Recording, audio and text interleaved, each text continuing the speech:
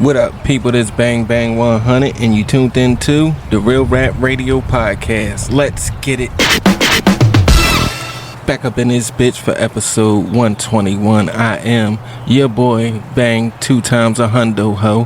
Back up in this bitch with my girl, Philly Kiki. What up, though? What's up, everybody? Yeah. Let me get some music up in this piece. What's happening with you? Nothing, just enjoying this great Saturday. What's the weather like? I think it's 70-something degrees. I don't know exactly what it is. It is exactly... It's taking a minute to register on the phone. Not sure why. But, yeah, it's nice. It's a little breeze, but it's a nice day. Did a little bit of gardening. Didn't finish, but... What you planting? I had started some lettuce in the house, some romaine lettuce. So I put that in the bin. I had a little bit of scallions from a couple years ago, actually, because this is my 3rd year doing the garden. So they're still growing, even though 2 of them disappeared. I had 4, but 2 disappeared. I don't know who got the other 2. And then I started growing some garlic, so I put some garlic in there, and I had some onions that I started growing, so I just potted those. I guess later on or tomorrow or next week or something, I'll put some strawberries and cucumbers and all of that in there and get it going. Strawberries, cucumbers. What else you got? You planning on garden? I got some loofah beans. Loofah? Yeah, so I'm gonna grow some loofah. I think it's some string beans, and I got a pineapple rooting in the house, and I got another one that I just started, so it hasn't done anything. I have a mango that started sprouting a little bit, and I got a potato in the pantry in the dark getting itself together, so we'll see what happens with that. And I have some lemon seeds that I'm trying to do. Oh, I got some peppers too. Yeah, baby. So I got a little bit of stuff. That's what's up. Yeah. You got herbs, vegetables. Yeah, I need to get a little bit more herbs. I was going to get some today. I went to Lowe's earlier with my son, and he was just aggravating the hell out of me. So I was just like, forget it, let's go.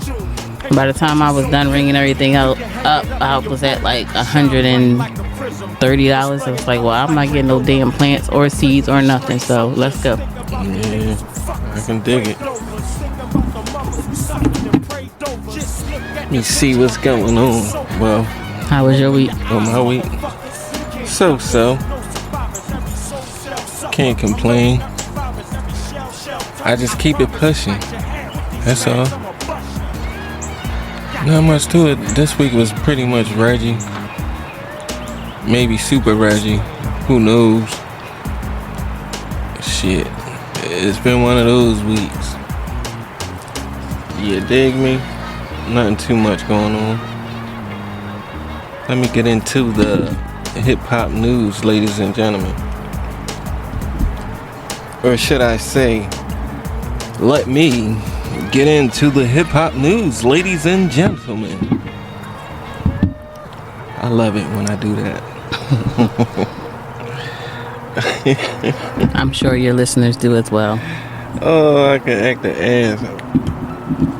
Put on my my professional voice. Let me see what we got here in the hip-hop news. We got 50 Cent jabs at Floyd Mayweather over Conor McGregor's shock bid for Irish presidency. That's what's up. Congrats to Conor running for presidency in Ireland. Rick Ross opens up his own dental practice. Come get your $1 billion smile.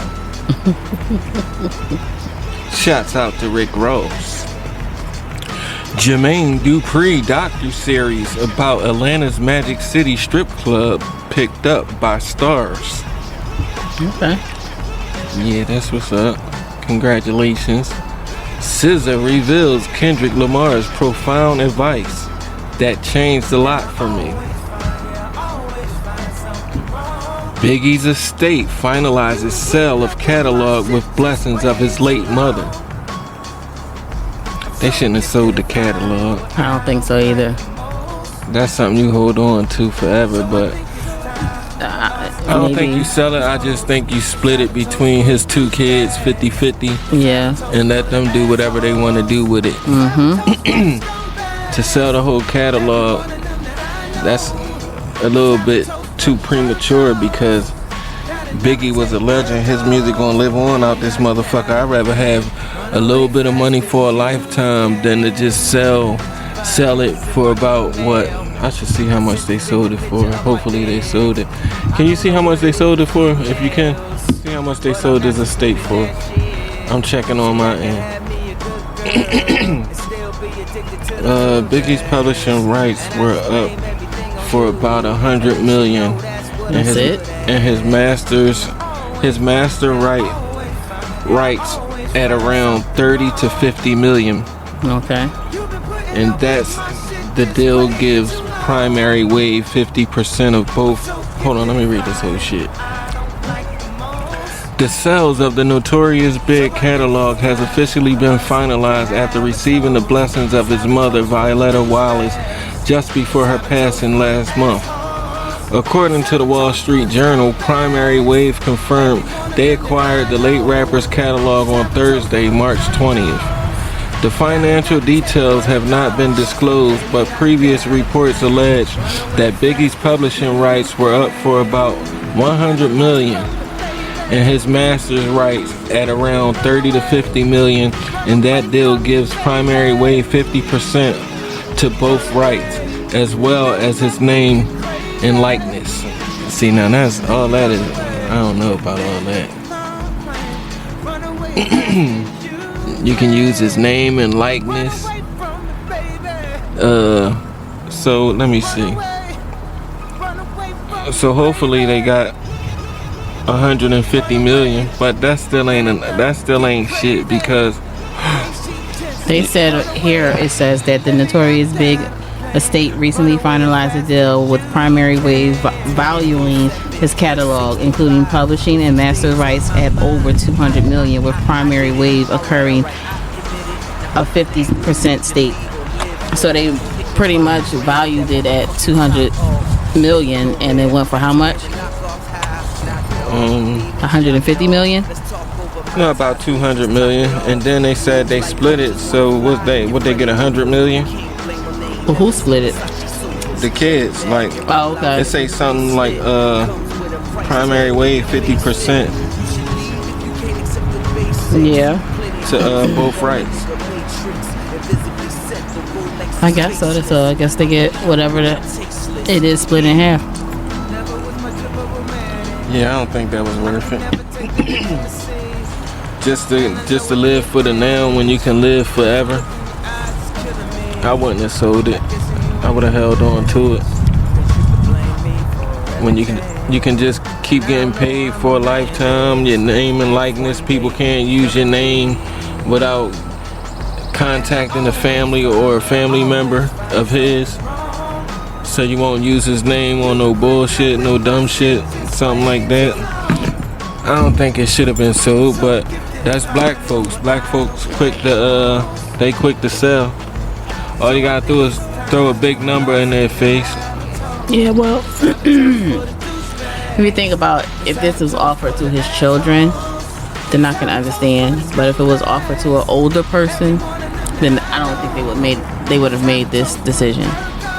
Well, that's who was next up, was his kids. Right, that's what I'm saying. So, and his kids is grown.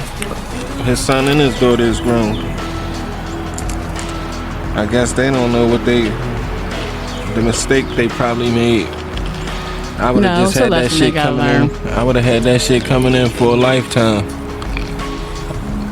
I tell my sister, you get half, I get half, and we good for a lifetime. If they want to use his name, then we can make more money off of that. Every time they play his music, we get more money off of that. So I don't think it was worth it. Not at all.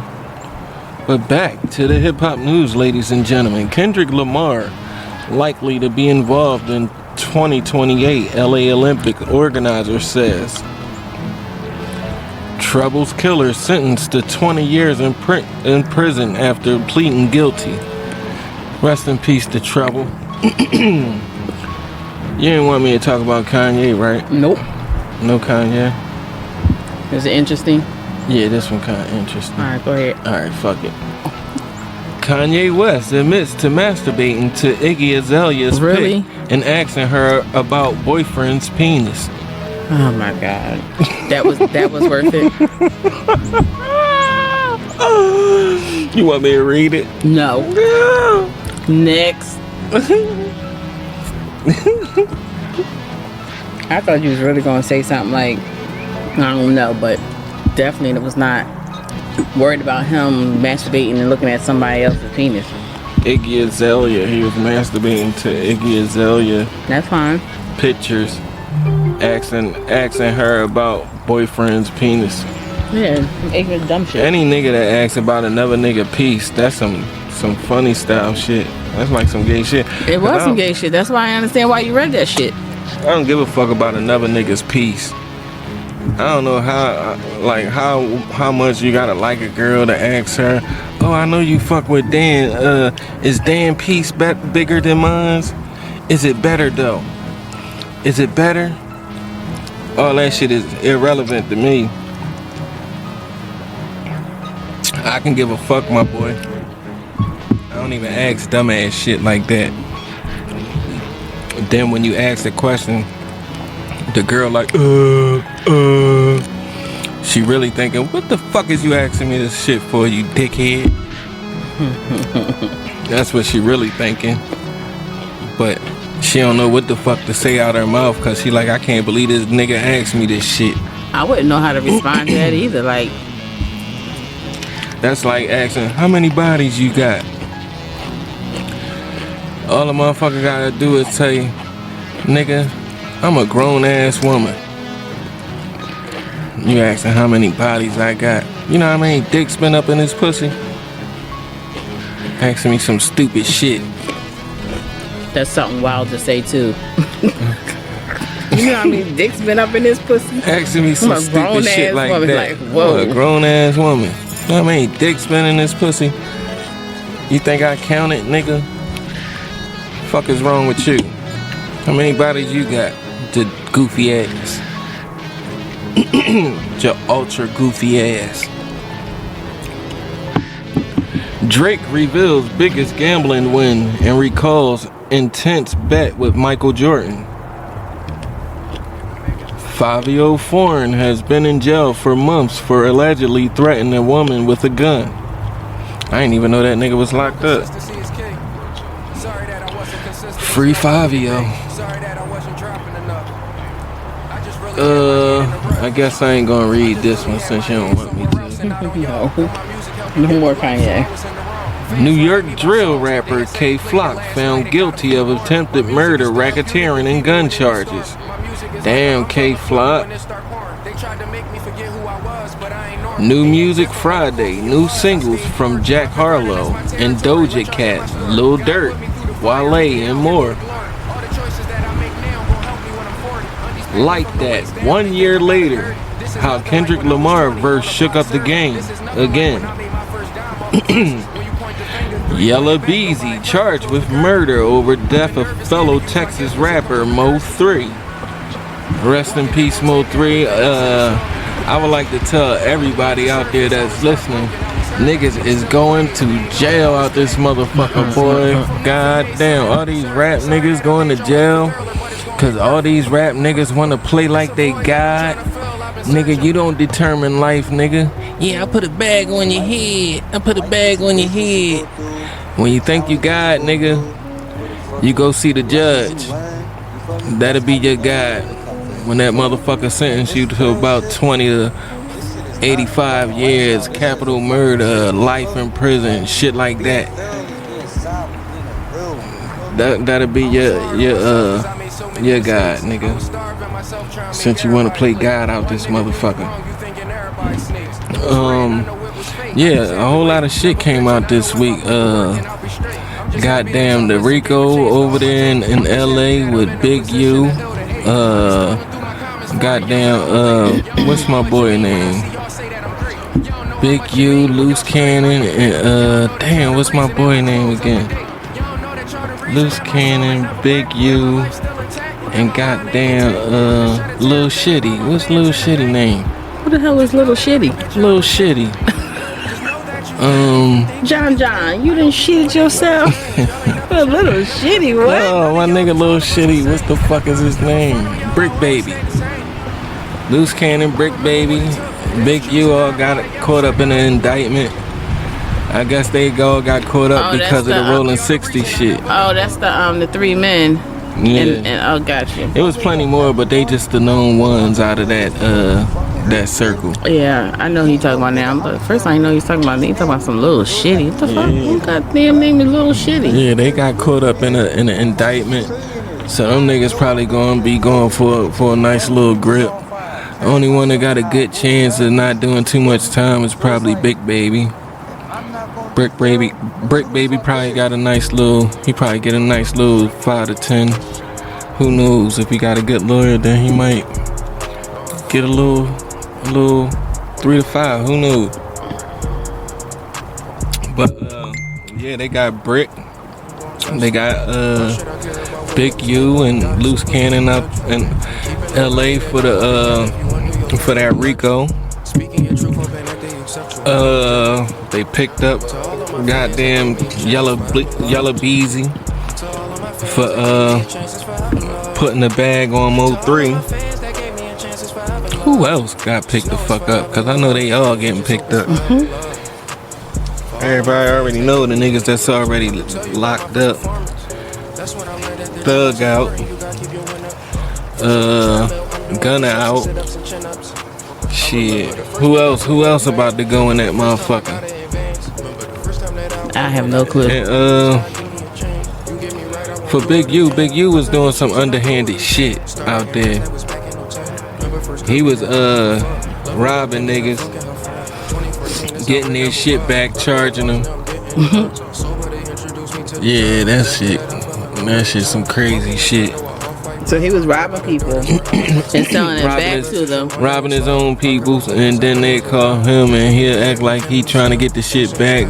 Call the people to get the shit back, and sell it back to him. Or get a generous donation or some shit like that. I heard he had Loose Cannon said he had Meek Mill up in the club and told that nigga he ain't going no fucking where until he get some bread, and he had to call Rick Ross, and Rick Ross had sent 50,000 or some shit. I just be like, nigga, kill me. If you gonna kill me for this 50,000, Loose Cannon, go ahead and kill me, my nigga. I mean, but if you wanna rumble, we can rumble. Know what I'm saying? Y'all niggas ain't gotta pack me out. That's a big ass man. Y'all niggas ain't gotta pack me out. We can rumble, nigga, if you wanna rumble. If you think your hands like that, we can rumble, Loose Cannon. Tell your niggas they ain't gotta jump in it. They ain't gotta pack a nigga out. I'll let you back up after I put you on your ass. For real. That's what I would have to tell that nigga. Like, nigga, you talking about don't go nowhere, nigga. I'm out this motherfucker, nigga. I would have had to get my ass whooped by 50 niggas. I probably would have been knocked the fuck out. Woke up in the hospital somewhere. But that probably would have had to been that outcome. Shit. 50 Cent sides with Kanye West despite Diddy's support and attacks on Jay-Z and Beyonce's kids. I read that shit, I was cracking the fuck up. Is that what he put on last week and then quickly took it off? Yeah, that shit was some funny shit. He said his youngest kids, his twins or some shit is retarded. Kanye, so not nice. Kanye is an asshole. And then he was saying years ago when he was going through it and shit, and Beyonce and Jay-Z had act like they ain't know him when he was going through it, trying to see his kids, trying to get his kids, he said that their influence could have got his kids back, but they they shunned him. They shied away from him. I guess because they thought he was going crazy or some shit. He said they asked. Well, they him, only look out for themselves anyway. They asked Kanye that he feels sorry for Jay-Z right now. He said, "Hell no." I wouldn't feel sorry for Jay-Z. He said I was going through it a few years ago. Now he got to go through it. He said, I mean, I talked to him, but other than that, you know, he said what he said. Yeah. Well, one thing about him, you keep it real. But I didn't read it. I did see some post up, and I knew it was talking about Jay-Z's kids and Beyonce's kids, but I didn't read it. I was like, this must be the post he put up and then quickly took down. That had me dying when I read that shit. Another Kanye West tweet had me dying. He said, if a nigga did 10 years in jail, he ain't trying to say he gay. He just trying to say that his sex is gay. I cracked the fuck up when I read that shit. I laughed so fucking hard. I said Kanye is a fucking asshole. I thought I was an asshole. He probably got me beat. 2 Chainz blasts female employee for allegedly stealing from him. I want you to see this. Kanye West. Time with daughter North reportedly cut short over Andrew and Tristan Tate meeting. Beyonce's mom seemingly claps back at Kanye West's evil comment about her grandkids. Don't mess with Tina's kids. Ice Spice new thirst trap proves she's serious about getting thick again. Well, Ice Spice, I don't give a fuck how thick you get. Who gives a fuck? How thick you get, how skinny you get, whatever. Big Meech seems to shade 50 Cent by wearing Kanye West's graduation jacket.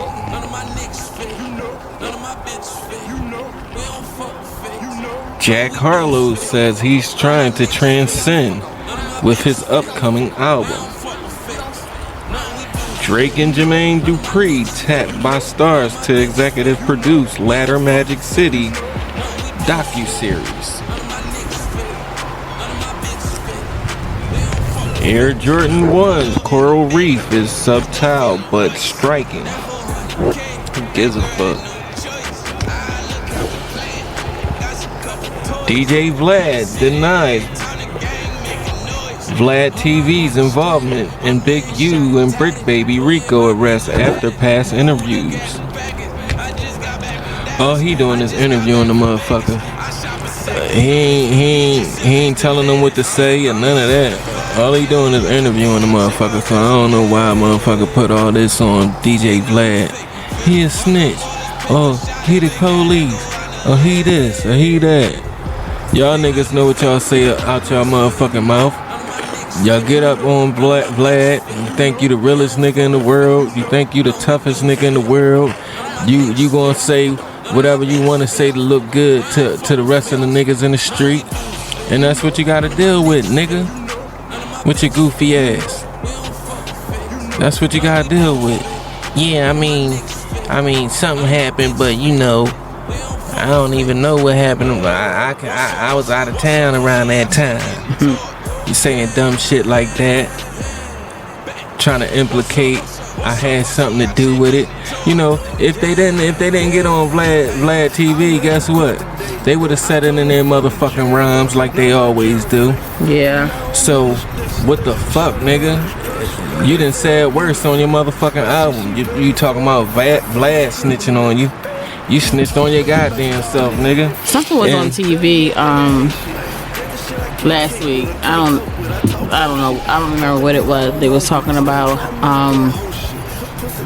the difference between gangsters today and the Italian mob and gangsters back in the day. I was just about to say what you were about to say. I know what you're about to say, but go ahead. And it was like the difference is that when they did something back in the day, nobody knew about it. this time go around, you know, when the millennium babies or whatever, Gen X or whoever they are, when they go on social media, they post everything and they give themselves up. There's no secrecy into anything that they've done that was negative or that was bad or anything of that nature. They tell on themselves, like you just said. They put it in the song, they post it on social media. Like, y'all gotta be smart if y'all gonna be out here and be criminals have a career as a criminal. You can't tell everybody everything. You got to, like, don't take your phone with you. Don't use a burner or whatever the case may be. Be smart about what you do and just shut the fuck up. But see, back in my day coming up, niggas you wouldn't know who did it. Only but a few motherfuckers in the streets will know what happened. And they won't get past that. These motherfuckers, they tell the world. They go shoot up a corner and John gets shot and Mike gets shot and they go put it on a motherfucking freestyle. Yeah, I shot Mike and John. I just peeled around the block with the Tommy, with the ladder or some dumb shit, with the switchy. Who knows the shit they say nowadays, but I know it's just super goofy.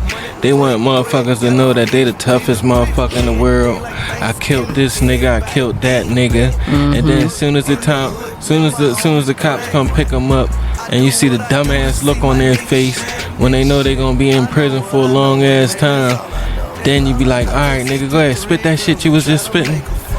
No, not that one. The one when you was like you killed Johnny when you popped out and you hit him up on the corner with your dumbass self. And that's just the culture, and that came about probably 10 years ago, close to 10 years.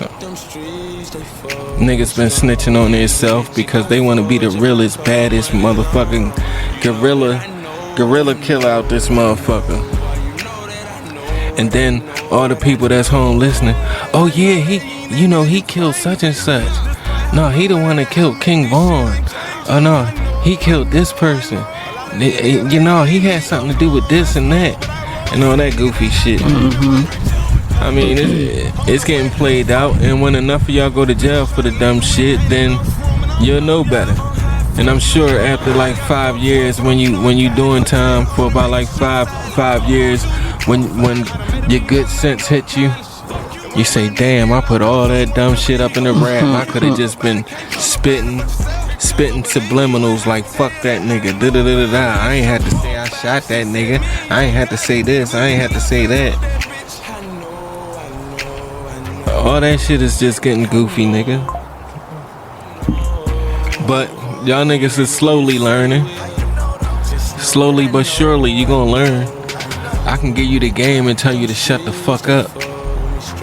I can give you the game and tell you to stay in the fucking cell instead of talking to some fucking cop like he gonna help you. That cop ain't there to help you. You there talking girlfriend. You there talking little nigga. That cop ain't there to help you. Especially if you did something. You shut the fuck up. Look, y'all can put me back in my cell if I can't talk to my lawyer. Call your people, see if you can get a lawyer. All that talking. No, I came around the corner and no, that ain't mine. That ain't mine. You know how niggas is. They always trying to get off on some shit like they gonna talk a cop out of not locking them the fuck up. That's the funny thing about y'all niggas. Y'all think y'all gonna talk a cop out of not locking y'all the fuck up, and you just gonna get the silver bracelets taken off you and then you walk freely. Nah, you shut the fuck up. They read you your Miranda rights. You shut the fuck up.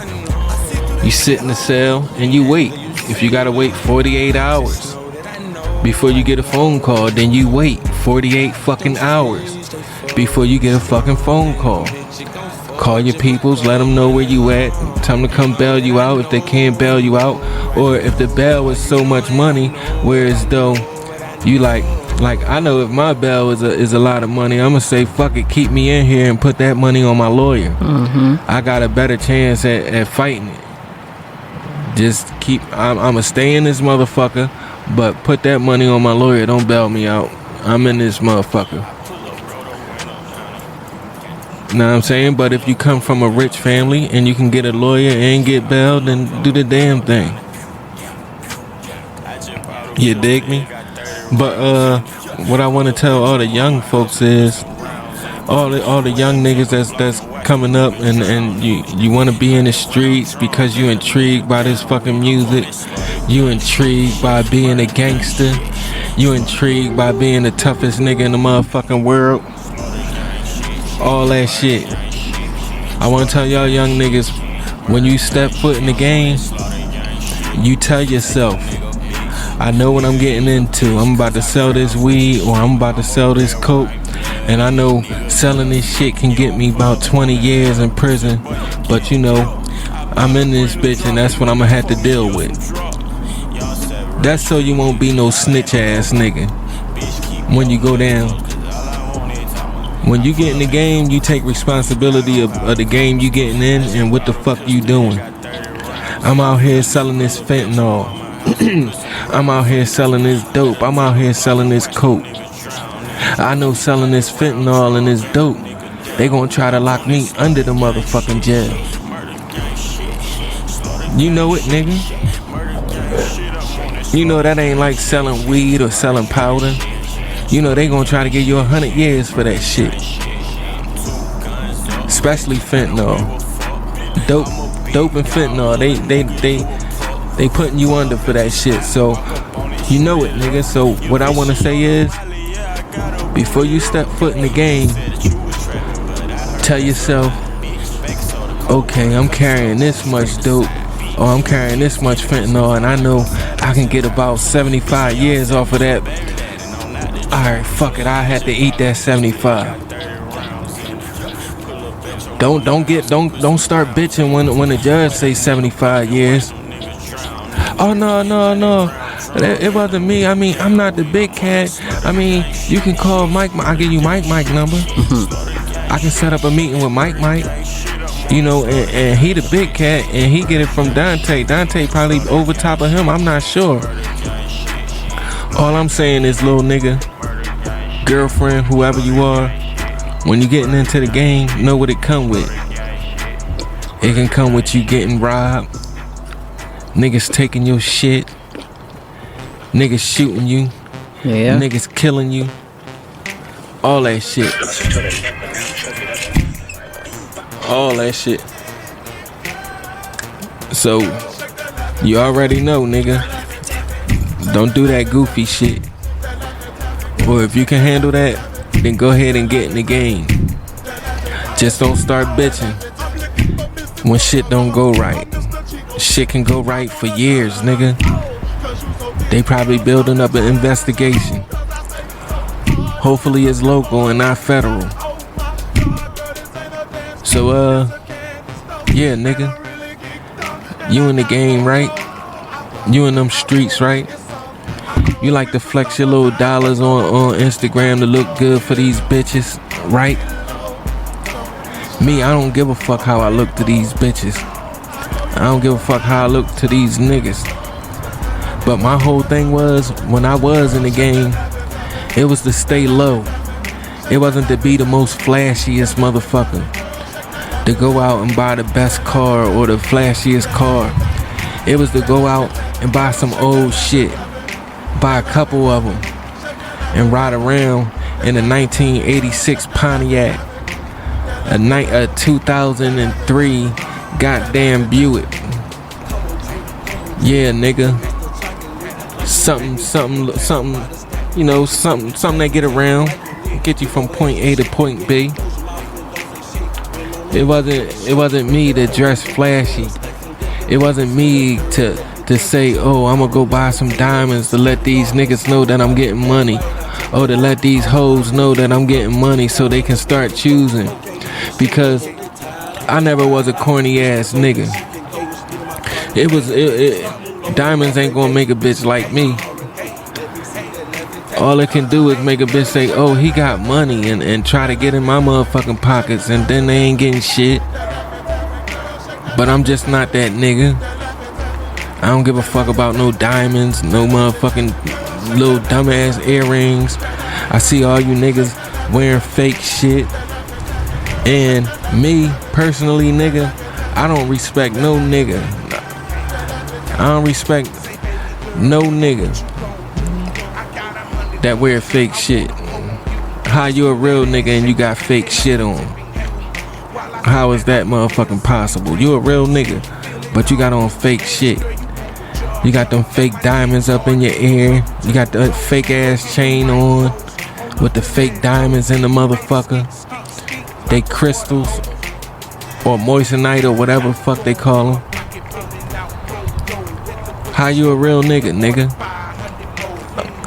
If you don't got it, don't wear it, nigga. Throw that shit in the trash, nigga. Get that shit to somebody that want it if you don't want to throw it in the trash. Oh, but I paid $150 for this shit. And I tell people I paid 30 racks. Throw that shit in the trash, nigga. You heard what the fuck I said. Fuck is wrong with you? It's a lot of dickheads in the world, ladies and gentlemen. And you ain't gonna get no real bitch like that. I can guarantee you. That fake shit don't fly with a real bitch. Only but a corny bitch. So I wanna tell you niggas, cut out that dumb shit. Cut out all that fake shit. Get your mind right. Try to do better. Try to find a legal hustle. If you out there doing the illegal hustle, get your money right and get out the game. When I say get your money right, I'm talking about make some investments so you can get out the game. Go get some property. Go get a storefront. Go get a barbershop. Get a nail salon. Go get something. Keep that money coming in and get the fuck out the game.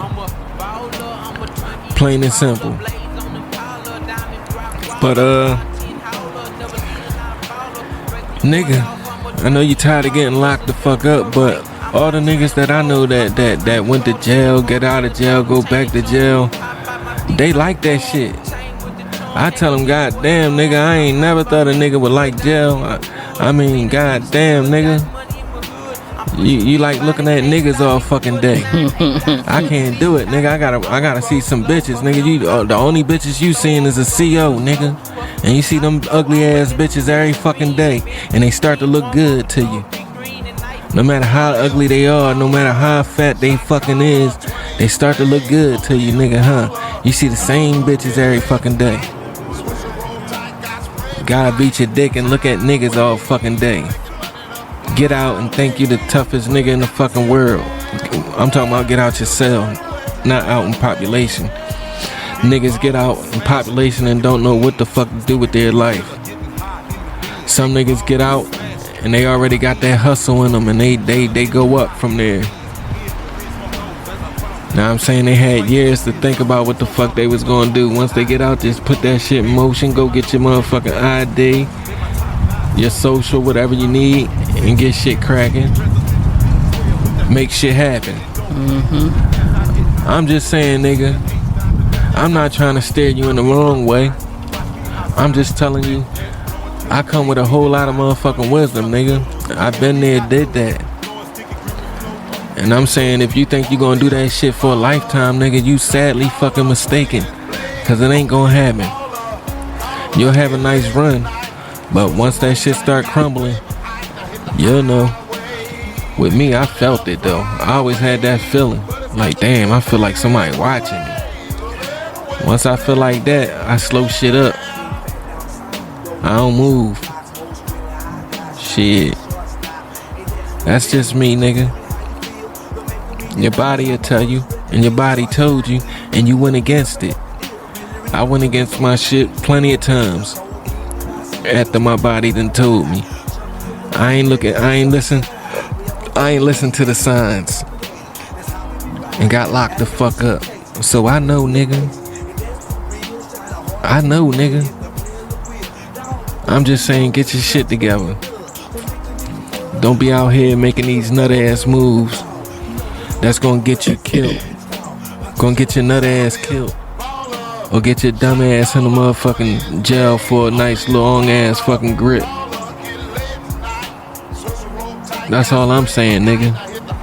You don't get tired of that shit yet. Yo, if you in the game and you just reeing up, you ain't making no motherfucking money, enough money to save because you got bills and all this shit and da da da da. Get a job, nigga. Get a motherfucking job, nigga. If you can't hold it down and save up some motherfucking money, then you in the wrong motherfucking game or your hustle ain't right, nigga. Go get a job, nigga. You heard what the fuck I said? You barely making it out this motherfucker and you selling shit and the people around you think you the biggest motherfucking drug dealer and all you got is enough to fucking re-up, nigga. Go get a job, nigga. Stop playing with it. Cause then if you go to jail, nigga, what you going to jail for? Nothing, nigga. You can't even put nothing on your lawyer, nigga. You can't even say, look, go in the shoebox in the closet, come bail me out this motherfucker. Everybody gotta tally up and get your nut ass out. I'm preaching to you niggas. I've been talking for probably like 28 fucking minutes to your nut ass. Trying to get you the game, nigga. I know how the streets is, nigga. Get your shit right. On God, get your shit right. That's all I gotta say about that. You got something to say about that? I just had to preach to these niggas. I had to go in like I'm Creflo Dollar or whatever. What's the name of the motherfucking preachers? I had to preach to these nut ass niggas. Type, but I am the representation of the family member type thing. So I say, just when you go out here and you do things, just be smart. Just remember, I'm the hustler type. Okay, so with that, you got family behind you. How's that gonna make you feel? Like when you get ready to do something, remember you got children. Remember you got a mom. Remember you got siblings, nieces, and nephews. Like you got a family behind you. When you out there in the streets, it's all about getting that money. You ain't thinking about your mom, your kids, your family. You're not thinking about none of that. You thinking about how can I better my life? How can I get this shit going? And whereas though I can make enough money and take care of my folks, I can get a house. I can do this. I can do that. And, shit like that. You ain't thinking about the people you gonna hurt if you go to jail or if you get killed out there in the motherfucking game. You ain't thinking about that. Everything is go. All you see is neon green. You don't even see green no more. The shit be bright. Neon green. But what I'm saying is when you make certain decisions, like, okay, you go out here and you hustle. Okay, I can understand that. You get it, boom, bang, man. But when you go out and do a little bit more than hustling, that's when you gotta rethink some things. Like, you got loved ones behind you. So I think it's important. I mean, and if you're gonna do it and you get away with it, then make sure you saving your money and do what you gotta do to have a successful life as you get older. That way you can retire from that shit and you ain't got to worry about going back to do it. My only regrets was making a whole lot of money and not investing the money that I was making and shit. I was just out there thinking that this shit gonna come for a lifetime. When the money good, motherfuckers think that shit just gonna keep on coming and coming and coming. You have a nice little motherfucking run. Don't get me wrong. You have a nice little 2 to 3 month run. Then you gotta switch some shit up and do it all over again and keep it going like that. Once you get in the money, that money ain't gonna stop as long as the product is good. And you can put up money and save a whole lot of money and shit. If anything happens, shit, you got a shoebox full. But, niggas would rather show their money on the gram to make their self hot. Have niggas say, oh, look at this motherfucker. No, Dante from 58th Street. This motherfucker on the gram showing like a couple bands. Let's go get that nigga. Yep. You know what I'm saying? Just making yourself hot for no fucking reason. Get smacked in the head with the fucking burner. Then your dumb ass will find out. Well, so I agree with you in reference to properly putting your money in places where it can make you residual income. And then once you get to where you got to get to, you know, stop hustling and make that residual income work for you. Definitely. You know, I don't think the streets or the game is someplace where it was meant for hustlers to stay, but I think people get comfortable, and that's one of the things that something I just read about. Like, you know, you should never be comfortable. You should always want to grind and hustle a little bit more. Let me tell you, my whole thing was whenever I hustle, hustling was never a career. A hustle is just a fucking hustle. It's not a career. So when you have motherfuckers say they never had a job, that's how you know that this nigga a bum ass nigga. If he never had a job and he hustling and he just making twos and fews and shit, he don't got shit right, he don't got no house, he's still living with his mom or his baby mom or some dumb shit like that, and he ain't making no moves, then nigga, you backwards out this motherfucker. Hustling very backwards. But that's what I mean, like, young kids don't know that though. Like, somebody told me a while ago, like, when you hustle, make it like a 9 to 5. Go out here for 8 hours, do what you gotta do, and take your ass in the house. Yeah, but most niggas like to stay out in the street. Yeah. They can't get enough of it. And that's what they get caught up at. Me, yeah, I had that theory. I was doing the damn thing like that. That's when the money was coming, whereas though I had to get some sleep. A motherfucker ain't knocking on my motherfucking door, cause I never sold out of my motherfucking where I laid my head. Mm-hmm. So when I go get some fucking sleep, I'm gonna get some good sleep. Shit, that's just plain and simple, but I know it. That money get too good, motherfuckers just do the dumbest shit. They don't want to go. Agree. They don't want to turn it off. They want to keep that shit coming as long as it's coming. Yeah, but you gotta be smart. That's just like what we were saying about Biggie's catalog, about being smart about what you do. So if the money is coming, then you have somebody out there to continue getting that money. Look, Correct. Get one of your young bulls. Look, get that money out here. We gonna take shifts. You be on from this time to this time. I'm on from this time to that time. Yep, that's what you do. But be smart about it. I mean, it's always gonna be money out here. Yeah. Then you gotta worry about motherfuckers robbing you and all that shit, even when you out there in the game. Mm-hmm. So you definitely gotta be strapped up or have something nearby. But shit, you rather get caught with it on you than to not have it on you. You know the game. You know the saying. Shit. But a lot of niggas then got killed with their shit on them. So what does that matter? It all depends on how on point you are. That's all that means. I always said if shit don't look right, make it look right, nigga. That's what I said when I was in the streets. If the shit don't look right, I'ma make it look right, nigga. Okay, this block then came around this motherfucker twice, right? Okay, let this motherfucker come around again. Now I'm in position. I'm probably dipped. I'm around somewhere I can duck behind some shit or some shit, and I'm ready. Let the motherfucker come back.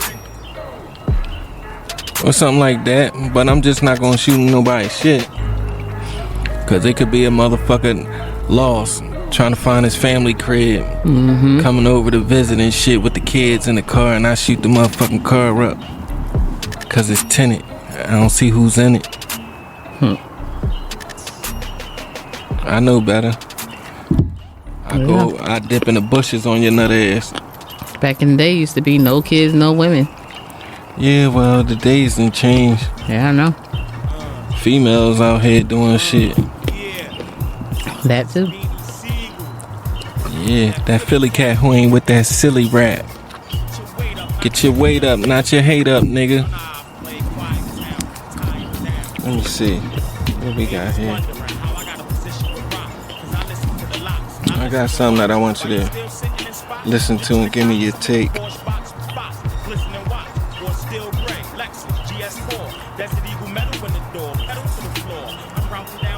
What is this? Here we go. Marriage is for old people. What does it do for a man when things go south? Like, we gonna have to give up half our this, pay child support. It's only advantageous to a woman.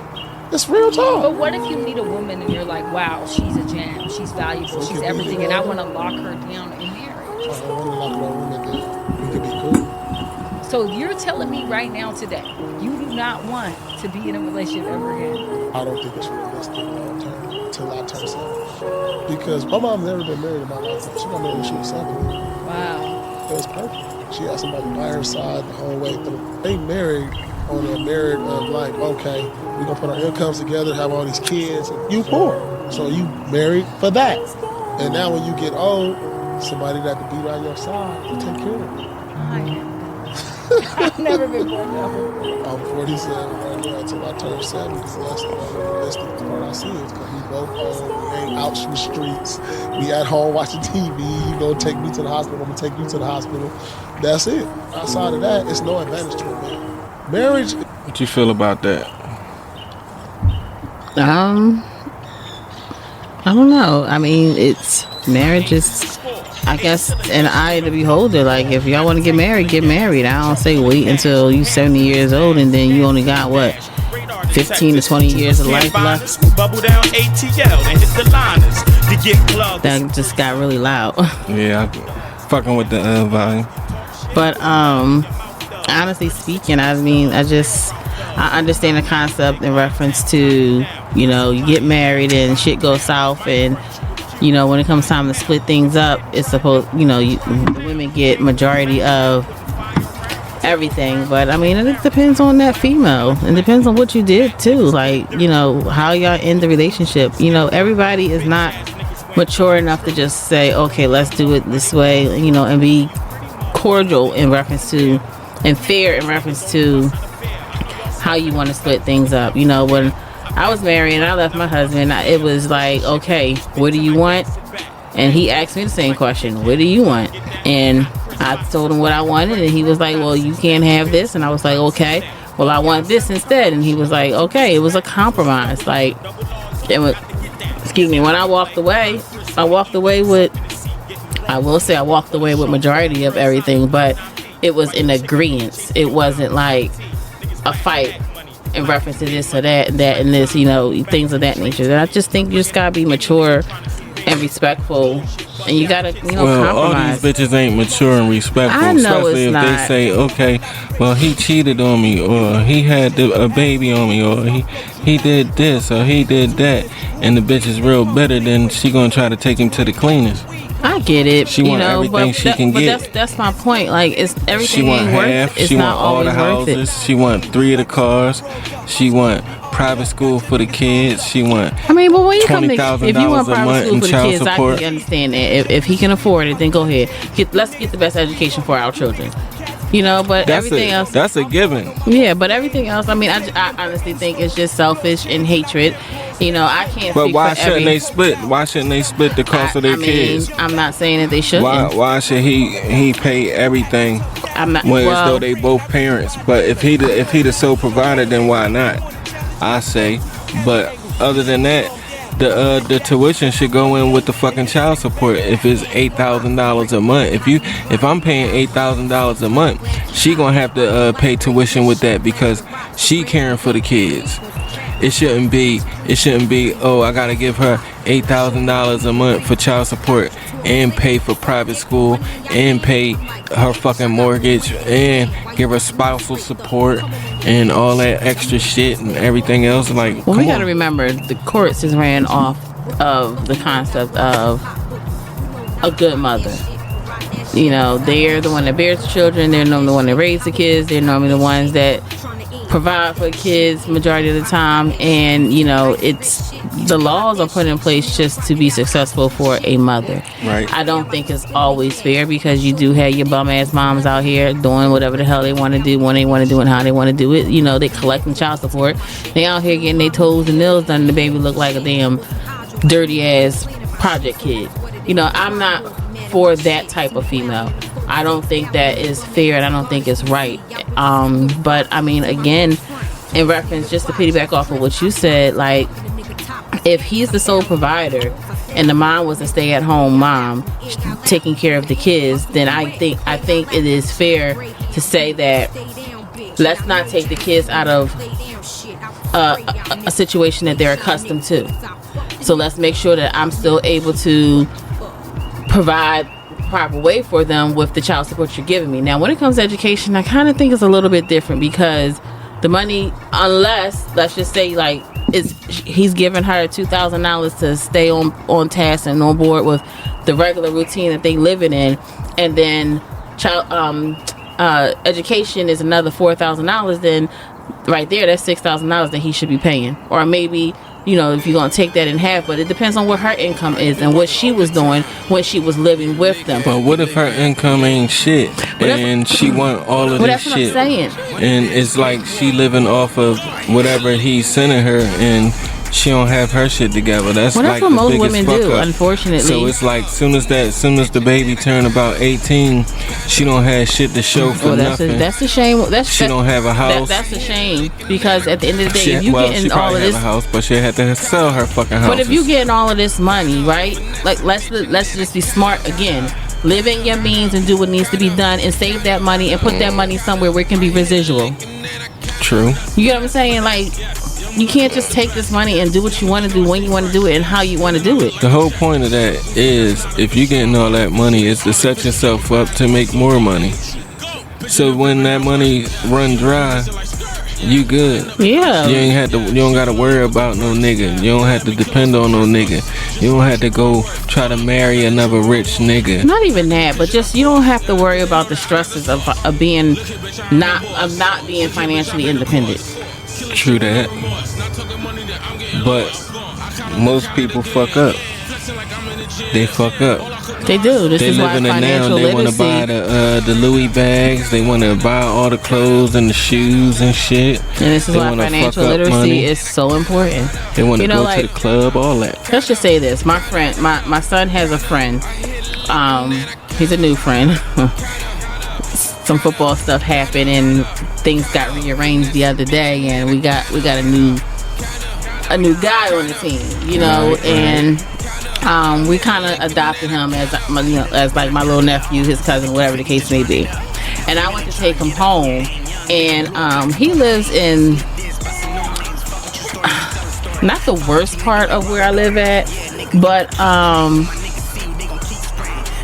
it's in the hood part of where I live at.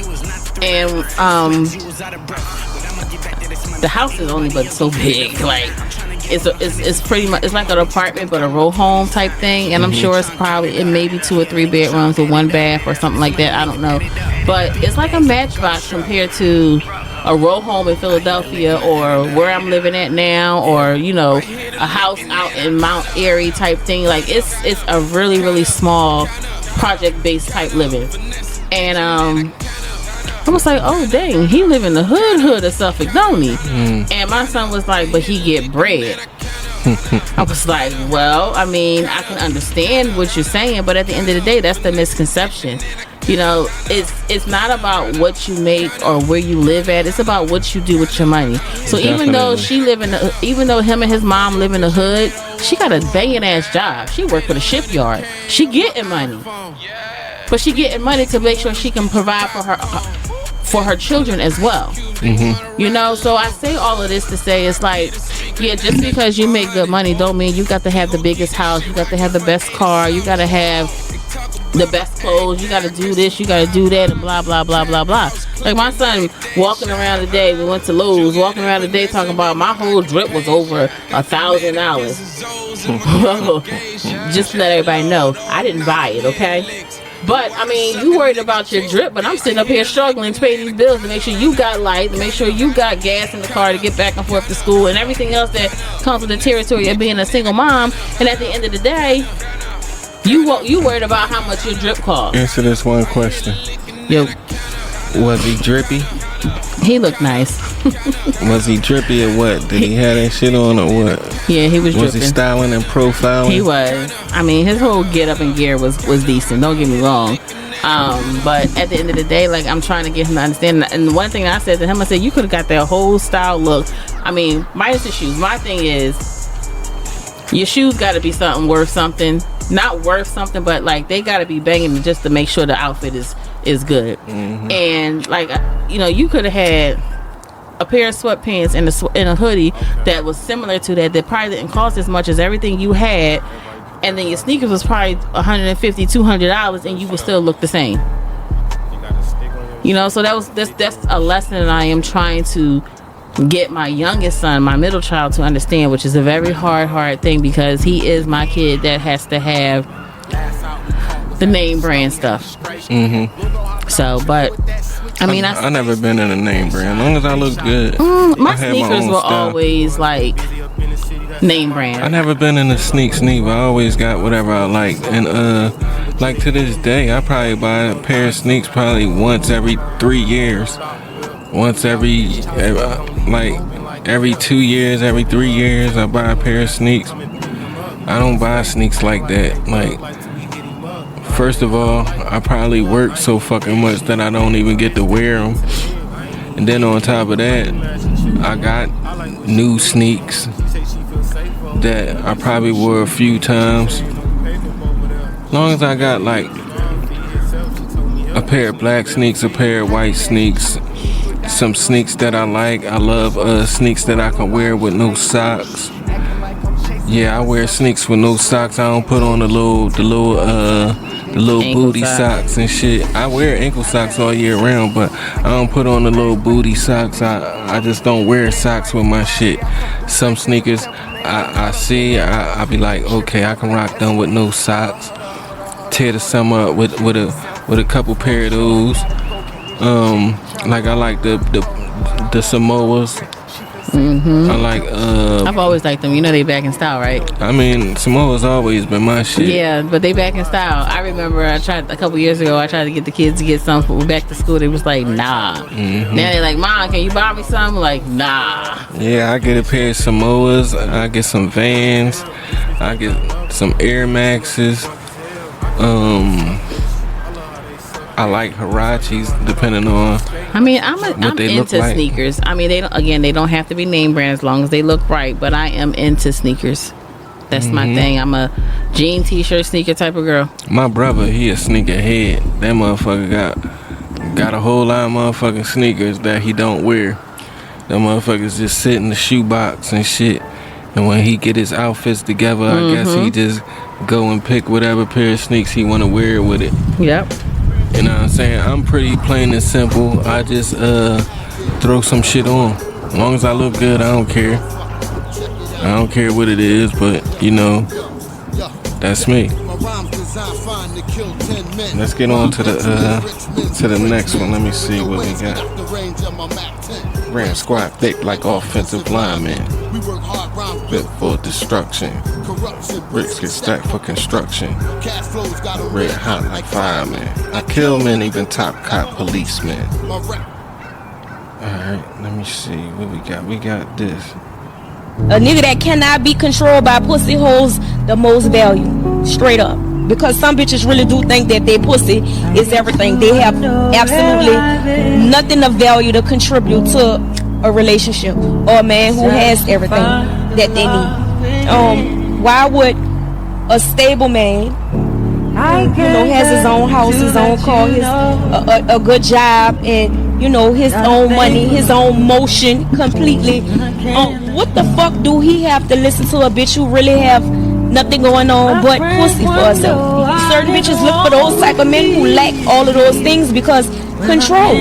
Puppet master. She could pull your strings. Or you not listening or you not acting right. Bitch, get out. A nigga that cannot be controlled by... What you gotta say about that? I mean, that goes both ways. Like a person a girl can be controlled by dick. Yeah. I didn't know that. I gotta try that. I ain't never. Go ahead. I think a person that is already in a stable environment, single stable environment, doesn't want anybody that is not in a single stable environment. They want somebody that can come in and contribute and help build and gain what they already have. And that's kind of what I took out of that. Like, I get females get mad and they want to say, oh, you don't get no pussy for a week. I mean, I was never that type of female. Like, I'm not the arguing type, so I get mad at you. Like, I'm mad at you, but it ain't like, oh, you can't have none, or don't touch me, or, nothing of that statute. It's, we're in a relationship, so you can't expect everything to be perfect. I just move on and keep shaking and going on, but or you can't expect everything to go your way. Exactly. But at the end of the day, like, I'm a very independent female. I pay my bills to the best of my ability. I got a system that works for me and my family. And, yeah, I mean, whoever comes into my life and whoever I'm dealing with, when they decide or we decide to move in, like, I would love for them to come in and help me out and provide just as much input in all aspects that I'm putting into just being comfortable in life financially, like, so I mean, at the end of the day, dick and pussy ain't worth shit. True. I mean, it took me a very long time to say sex is overrated, dick is overrated, and then vice versa, pussy is probably overrated too. I'm gonna be the first nigga to say sex ain't overrated if it's good. Sex is overrated, no matter how good or how bad it is. Sex is overrated. If it's good and you're in a relationship, then it's great. It just makes everything better. It is. It helps. It doesn't make everything better. It helps. But if you just fucking, then it just lasts for as long as it lasts. Exactly. That could be 2 weeks. That could be 2 months, nigga. That could be 2 years. Who knows? It's gonna last as long as it lasts. But yeah. But again, I just say sex is overrated. Like, it's I mean, it's a staple in a relationship, but it's not like mandatory. It's important, but it ain't important, if that makes sense. Like I said, at the end of the day, like, it's other ways to make a person happy besides dick and pussy. True. Now, let me give my synopsis. Go ahead, give your synopsis.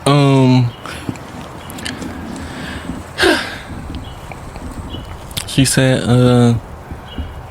females that think pussy is everything. And to the females listening, that's what I'm a touch up on. That's what I'm gonna be touching up on.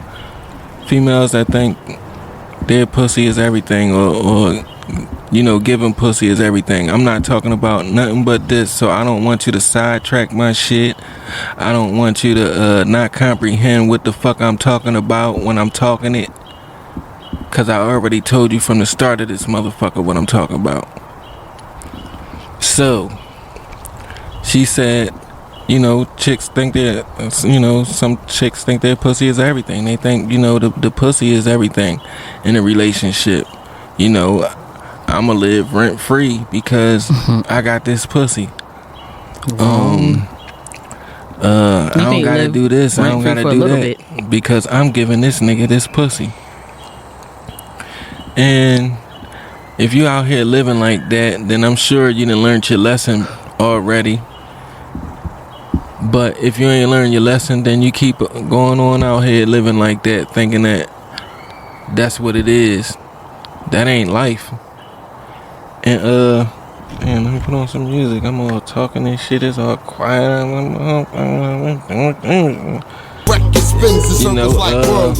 Drum snares and horns loud. It ain't all about that shit. And like I was saying, if you ain't learned yet, then you'll learn. Niggas done played you probably like 4 or 5 fucking times. And if you still don't get it, then bitch, what they gotta do an extra 15 more times?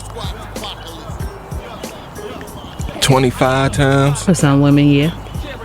Before you get it? Especially if you young and dumb. If you young and dumb out this motherfucker, wake up. Get your shit right.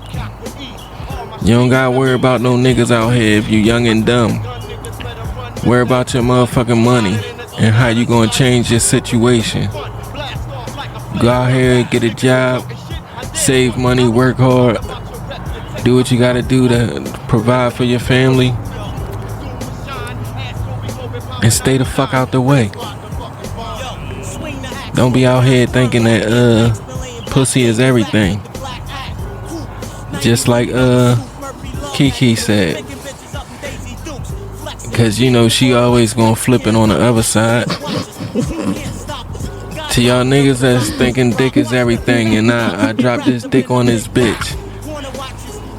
If you ain't learned, nigga, then you gonna learn it ain't everything. Cause no matter how good your dick is, that ain't gonna have you keep her. That's for goddamn sure. I learned that a long time ago. I was a young boy. You can have the best dick in the world, that ain't gonna keep her. She just enjoying it for the time. Then she gonna move the fuck on and get a nigga with some subpar dick and fuck on him for a minute. Then she get a nigga with some trash dick. She gonna fuck on him for a minute. Then she gonna get some nigga with some okay dick. Then she gonna fuck on him for a minute. What I'm trying to say is, nigga, it don't matter the dick, nigga. She gonna fuck on it. That's what I'm saying, nigga. It's about the nigga, I guess.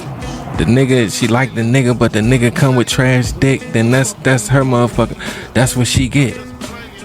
She like the nigga come with some bizarre dick that she can't get enough of. That's great. She like the nigga, but the nigga come with some trash dick. Y'all know the motherfucking song. Why the fuck I gotta sing it to you? But yeah, that's just what it is. Let's get on to the next one. I got a few of these joints. I like this one, I think.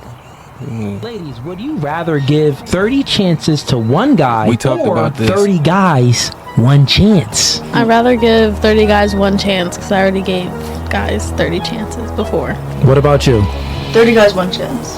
What about you? I agree. I'm not gonna look vulnerable again. I've done that before. You just look stupid. What about you? Yeah, it's embarrassing. So this just shows you that you ain't loyal. If you're gonna choose 30 men one time, you're trying to date like a man. Men go around and we're shooting our shot with a whole lot of women to see which one we make. So dating like a man for a woman, if you adopt that behavior, it never works. From a biological perspective, you are not built like a man. You have a lot more oxytocin than men have. And oxytocin is a pair bonding mechanism that allows the woman to pair bond with her mate. It's scientifically proven that shows that when a woman reaches a body count between 5 or 6, the probability for her to maintain a long-term relationship drops down to 20% because she experienced with too many men. Ladies, would you rather give... I'd rather deal with one person than 30 men, and I say that because that's 30 heartbreaks. 30 down disappointments. True. 30 negative whatever vibes you get. Like, it's not worth it. No. What I say to that is, a motherfucker know. If a motherfucker know what love is, and love don't always last forever. That's just for the people in the back. Turn this shit down, my bad. That's just for the people in the back that have no clue. But everybody wish that love would last forever with whoever they with, especially at the time that is good. Until shit get fucked up or when y'all relationship get challenged, then what? You just run for the fences? It's gonna be challenges in every relationship. It's gonna be a whole lot of shit that you don't like. In every fucking relationship is how you work it out. How you work those challenges out. And the people that work out the challenges and know how to deal with each other, those are the people that you see in 25-year relationships, 30-year relationships, 45 years, 60 years. Those were the people that worked out all the challenges that came with their relationship and lived with whatever the fuck they had to live with because they couldn't live without their mate. You feel me? So, giving 30 chances to the man that you truly love, I don't see no problem with that. long as you don't keep getting played with. I agree. You feel me? Like, I'm not gonna say be a walking mat, but I'ma say try to work that shit out. That's what I'ma say. I'm not gonna say, no, leave that nigga alone, girl. Stop fucking with him. No, he ain't shit. No, da-da-da-da-da. And he did this and he did that. Nah, I'm not gonna say that because simply, I don't know your love for this man. Your girlfriends don't know your love for this man. They know what you tell them, but they don't know how you feel because they not in your motherfucking body. So it's impossible for them to know how you feel. So it's no way I can tell you, oh, leave that nigga, he ain't shit. Da da da da da. The best advice I can give you is give yourself time to think. Don't make no rash decisions. Never make a decision in the heat of the argument. Don't go out. Don't jump out the window because you in your feelings or emotions. Jump out the window. No, because some bitches they what's they call that? They black out, but what's they? I forget the term that they say nowadays, but they turn up, and their emotions is going out the motherfucking door. They want to fight this nigga. They want to fight this bitch.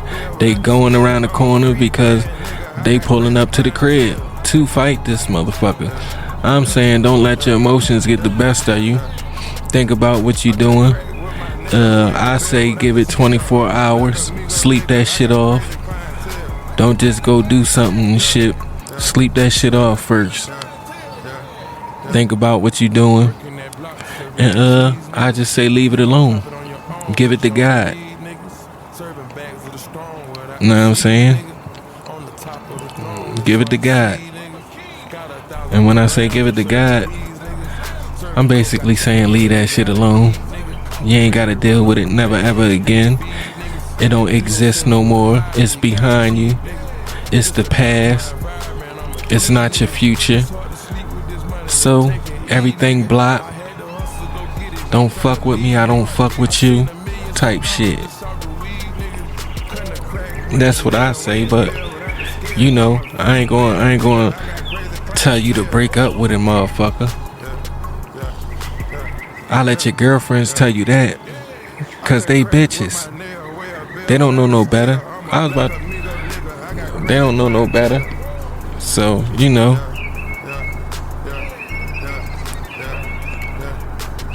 they females, they don't know no better. They gonna tell you some shit, and you gonna act off emotions. Girl, if I was you, I'd do this or do that. Or girl, go do this, go do that. Go take this, go take that. All that shit. Shit ain't good. It ain't good for you. Cause then after you wake up and shit, you saying to yourself, oh, I done did some dumb shit. I done did some stupid shit. And then everybody telling you that this person looking for you or that person looking for you. Or it's a motherfucking warrant out for your arrest or some dumb ass shit like that. So I'm saying, think about it and let your next move be your best move. And I'm saying sleep it off. Go take a nap or something. You dig me?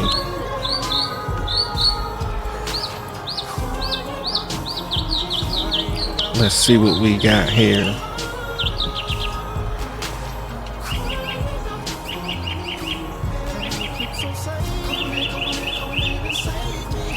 Let's see what this is.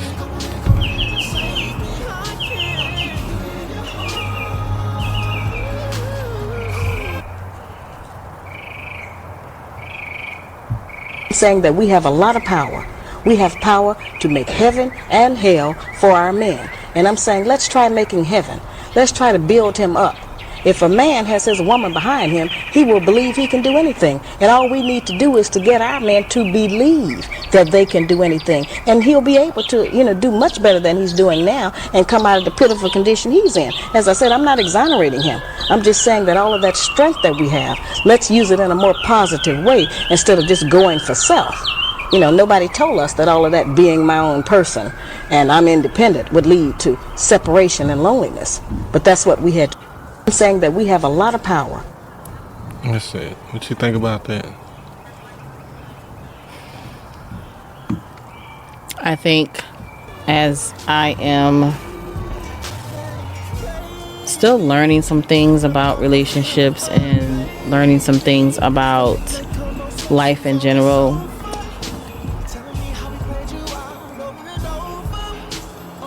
I think as women,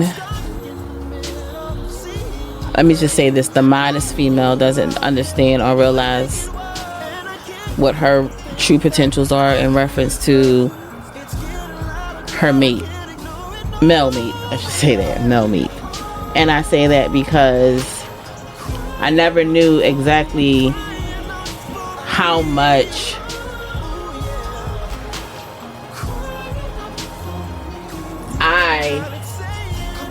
how can I say this? How much it's not a role model, but how much, I don't know what word to use, but how much I mean to not only just my dude, but my family as well. And I say that in reference to being able to hold stuff down, making sure the kids are where they need to get, making sure he right, making sure he eat, making sure the kids are eating.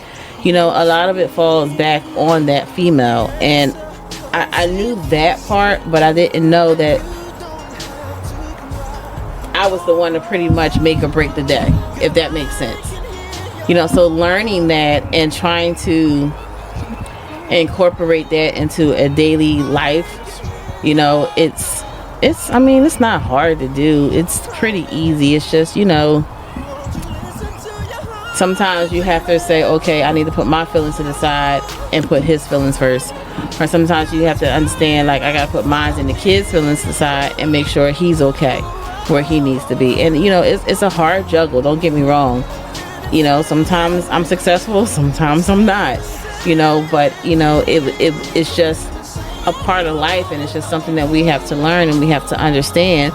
You know, we big influences, that's what it is. We are very, very large influences, not in just our children's lives, because we do influence our children, but we are also big influences on on the men that we date, our husbands, our fiancés, our boyfriends, the man, you know, whatever you want to call him at that time, whatever is appropriate to call.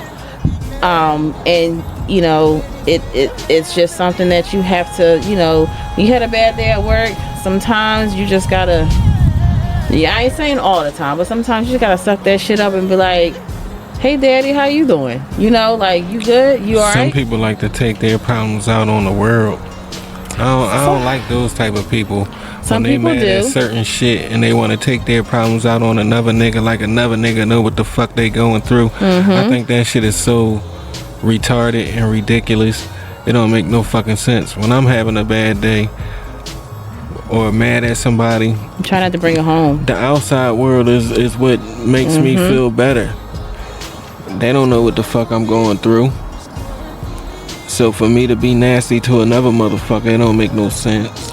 But even just being nasty, let's just say the concept of being nasty to somebody, like, what goes, like, you can have a rough day at work and, you know, you've been written up, every damn thing. I don't even know what the worst of the worst could have happened outside the doors. When you come home, let that stuff stay outside. And that was very important with me being a single mom and raising my kids. Like, I did find myself being one of them females where, if I had a rough day and I knew my kids needed my attention, it's a constant mom, can I, mom this, mom that, mom that. And back in the day, sometimes I did just, you know, well out and say, leave me the fuck alone, you know, like, I didn't even have a chance to sit down and fucking think yet. My brain is still on work and I'm at home, you know. And I had to realize, like, my kids didn't do anything to upset me. So what I got going on at work, or what I got going on in personal life, or what I got on in any situation, it has nothing to do with my children, has nothing to do with my family. Even if you have situations within the family, within the kids, like, you know, sometimes just sitting down and just having a polite conversation, always helps. But you know, my biggest thing is what goes on outside the door stay out there when you walk into these doors. Let that shit be where it's at and don't bring it in the house. Don't fuck the energy up. Correct. Let me sage your ass right now before you come up in this bitch. True indeedy. I can dig it. I don't like motherfuckers fucking my energy up neither. Who like that shit? Not me. We gonna get into some emails. Wrap this shit up. You dig me?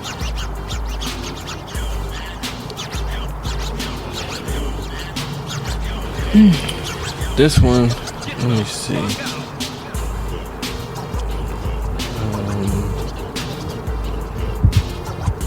Let me see.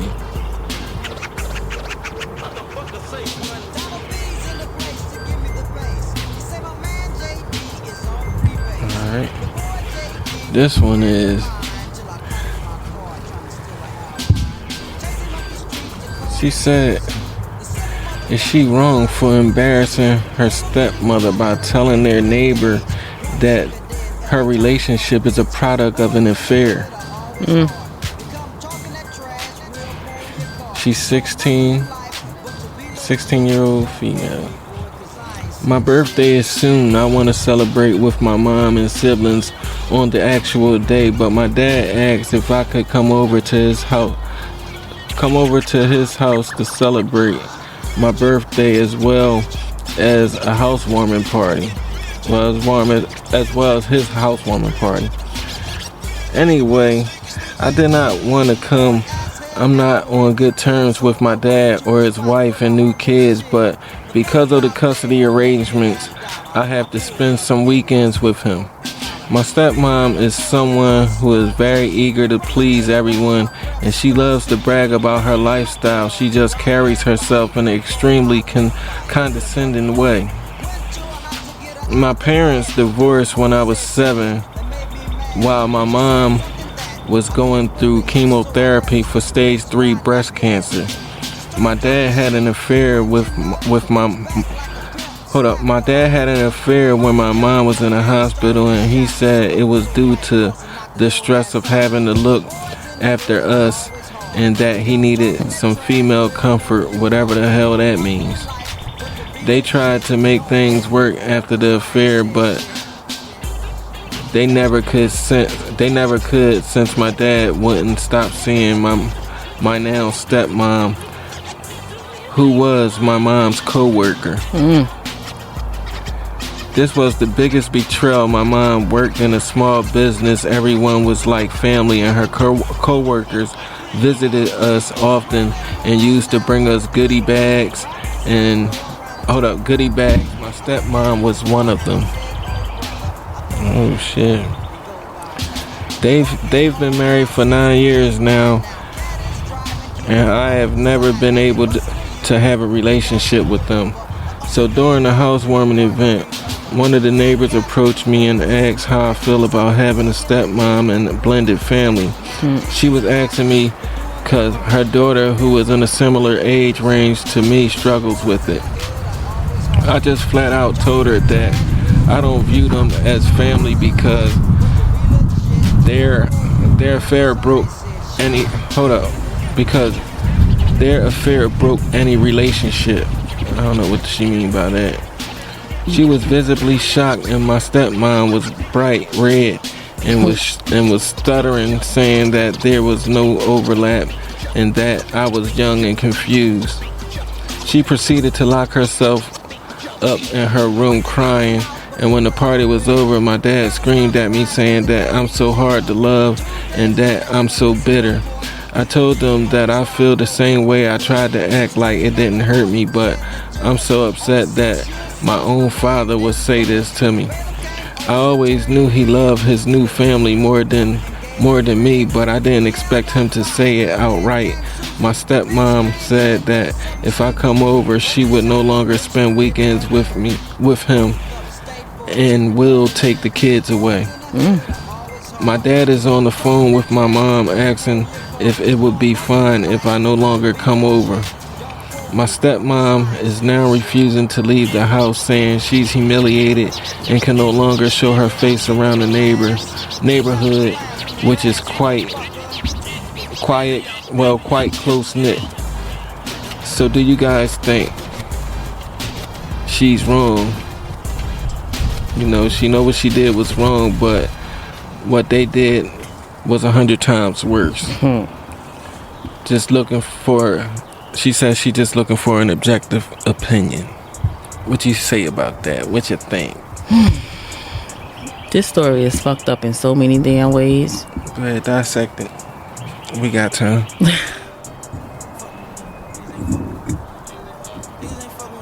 First of all, and I know I say this a lot, even though she's 16, she got 2 more years before she is truly considered an adult. And I think at 16 we prepare our children to be able to be good communicators, because they're working now, they're out with their friends, they're in relationships, they have to communicate properly. I think honestly that this, and I'm just gonna say, I think this was an honest response. And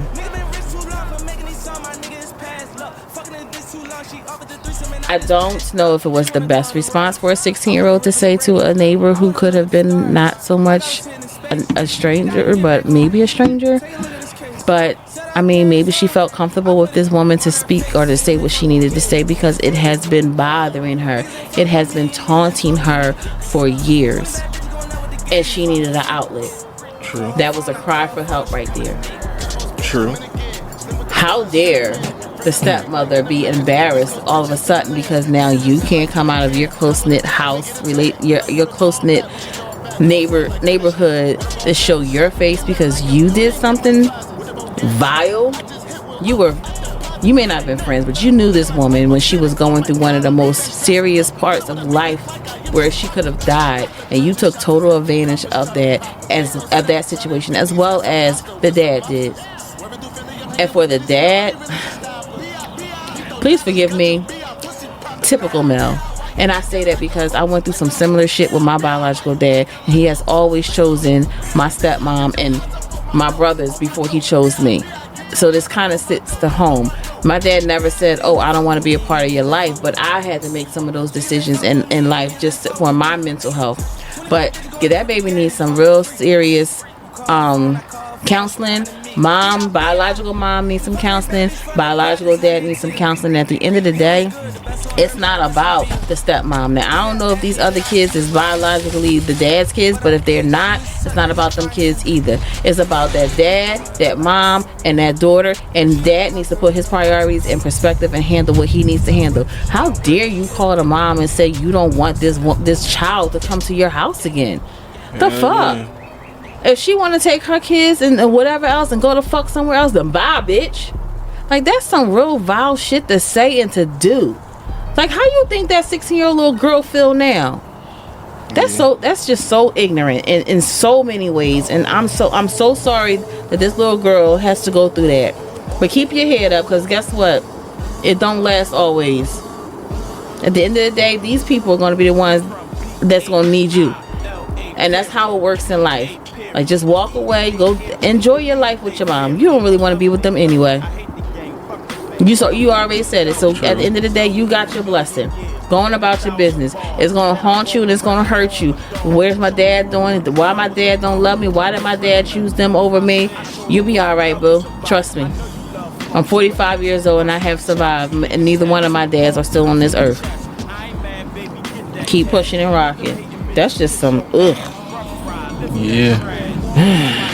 That made me mad. Sorry. Yeah, that's cool. How I feel about it is, the neighbor asked her, and she told the neighbor how she felt. Mm-hmm. She said that, you know, she was fucking with she was having an affair on my mom when my mom was in the hospital. And The mom is embarrassed to go outside because now the stepmom is embarrassed to go outside now because everybody know her business. They know how low down she is. They know what her relationship is based on. And she can't lie. She can't say, that ain't me, that I didn't do this or I didn't do that. Now she don't want to come outside. She don't want to show her face in the neighborhood no more. You should have thought about that before you decided to marry the dad, you little bitch. You know what I'm saying? You had an affair, and that's what come about affairs. Sometimes the dude has an affair, and the chick that he has an affair with treats him way better than his wife or his girlfriend or whatever, and he don't know how to end that relationship, or I don't know what the case is, but maybe he couldn't end that relationship because she was in a vulnerable state in a hospital fighting stage 3 breast cancer. And I don't think that's the time that you want to be out or be doing some sneaky shit when you should be, your mind should be somewhere else. It shouldn't be about my wife is in a hospital and I can't get no pussy. So I need to get some pussy. But is that the right moment to either want some pussy? Like, your wife is fighting stage 3 cancer. You got kids to raise. Like, that's what I'm thinking. I'm thinking it had to be a whole lot on his plate. So I'm thinking, how the fuck did he even get some pussy if he was only how he was getting some pussy if he was neglecting some shit? Or maybe he was going out late at night after he had all his business handled. I don't even know how, like, just putting myself in them shoes. Like, if my husband was dying and I still had to raise kids and make sure bills was paid and make sure I was taking care of my husband, like, where would I even find time to go out and get some dick? Like, that's weird to me. Like, I wouldn't even want them. I'm just, I don't know. Yeah, the dad's so much of a dickhead. He calls the mom and say, look, you can keep her over there. Fuck that goddamn child support agreement. She can stay over there because she upsetted my wife, and now my wife don't feel comfortable with her being in the house. So keep her over there. In the house. See, one thing my wife not going to do is compromise my relationship with my child, because I'm not doing that with her kids. Don't say, oh, my child can't come over because she made you feel like this or made you feel like that. You're an adult. You did that shit. You caused it. Yeah, you're an adult. Stand on your fucking 10 toes. If that pill was hard to swallow, then you shouldn't have did what the fuck you did. You gotta stand on what the fuck you do out here. Don't be embarrassed now. Scared to show your face and shit. But yeah, the dad telling the mom that's just some sorry shit. You don't say no shit like that. And then you try to explain to your daughter, maybe I can't, explain to your daughter, listen, baby, you're still young, so I can't explain the situation to you. You think you know everything, but you don't know everything because you still a child. And once you turn an adult and we can have that conversation, if you want to hear it, then I'll let you hear it. But you don't have to go about it like this. You my daughter, I still love you, even though she's mad at you. I'm going to try to repair that, and you still my baby. I still love you. I don't love you no less. Plain and simple. And we just going to try to do better. That's all. And move on. You don't gotta say keep her over there. That's like you saying, okay, I don't want nothing to do with her, cause she upset my wife by saying the fucking truth, by telling the truth. Right. That don't make no fucking sense. The fuck? That don't make no sense at all.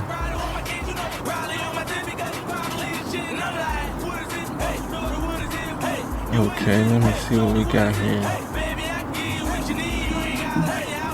This might be a doozy. Who knows? This person said, are they wrong for reacting badly to his girlfriend coming out to him? He's a 23-year-old man. She's a 23-year-old female. And it say, so I know the title sound bad, but I hope you'll read this post before casting judgment, as the phrasing of the title is relevant.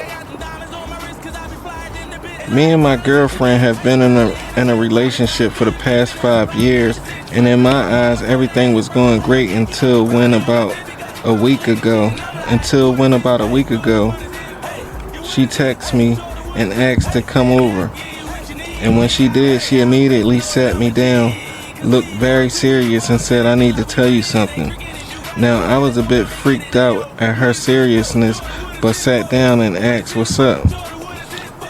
To which she then told me that she was bisexual and had been figuring herself out for a while and finally built up enough courage to tell me about it. I immediately told her that it was incredible that she had discovered herself and that I support her no matter what. But she then interrupted me and said that she needed to show me something. She then pulled out her phone and started showing me pictures of a girl that I never met before. Confused, I asked why was she showing me this, and she then dropped the bombshell on me. She said that she found out she was bisexual because of this girl, and she was her girlfriend. I was immediately confused and asked her adamantly the dumb question of, like, a friend that's a girl? But she corrected me and said, no, we're together. We're together. At that point, I was really freaking out and starting to get a bit emotional. So I asked her, are you saying you cheated on me? To which she responded that she was just finding herself, and now that she would have nothing to do with the girl and would break up with her. And would break up with her. And at that point, I just started crying and said that she had cheated on me, that I couldn't believe she'd do this, and that I didn't think we could continue the relationship because of that. And she absolutely blew up at me. She started asking me if I had a problem with her being bisexual and liking women, and that she couldn't believe that I would break up with her for discovering herself. And I admit, I got a bit heated and started screaming back, saying that she had betrayed my trust and that I wouldn't be able to forgive that. During the argument, she let slip the phrase, this reaction is why I didn't tell you for so long, which caught me off guard. So I asked her what she meant, to which she very offhandedly said that she had been finding herself with this girl for the past 1.5 years.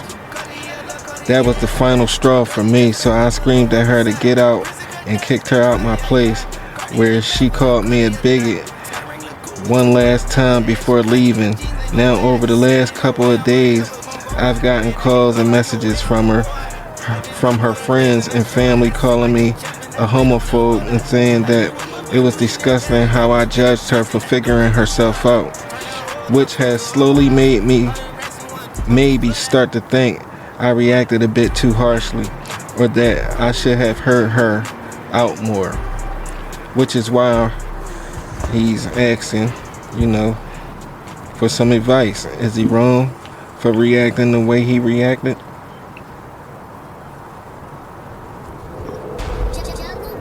If he felt violated, then yes.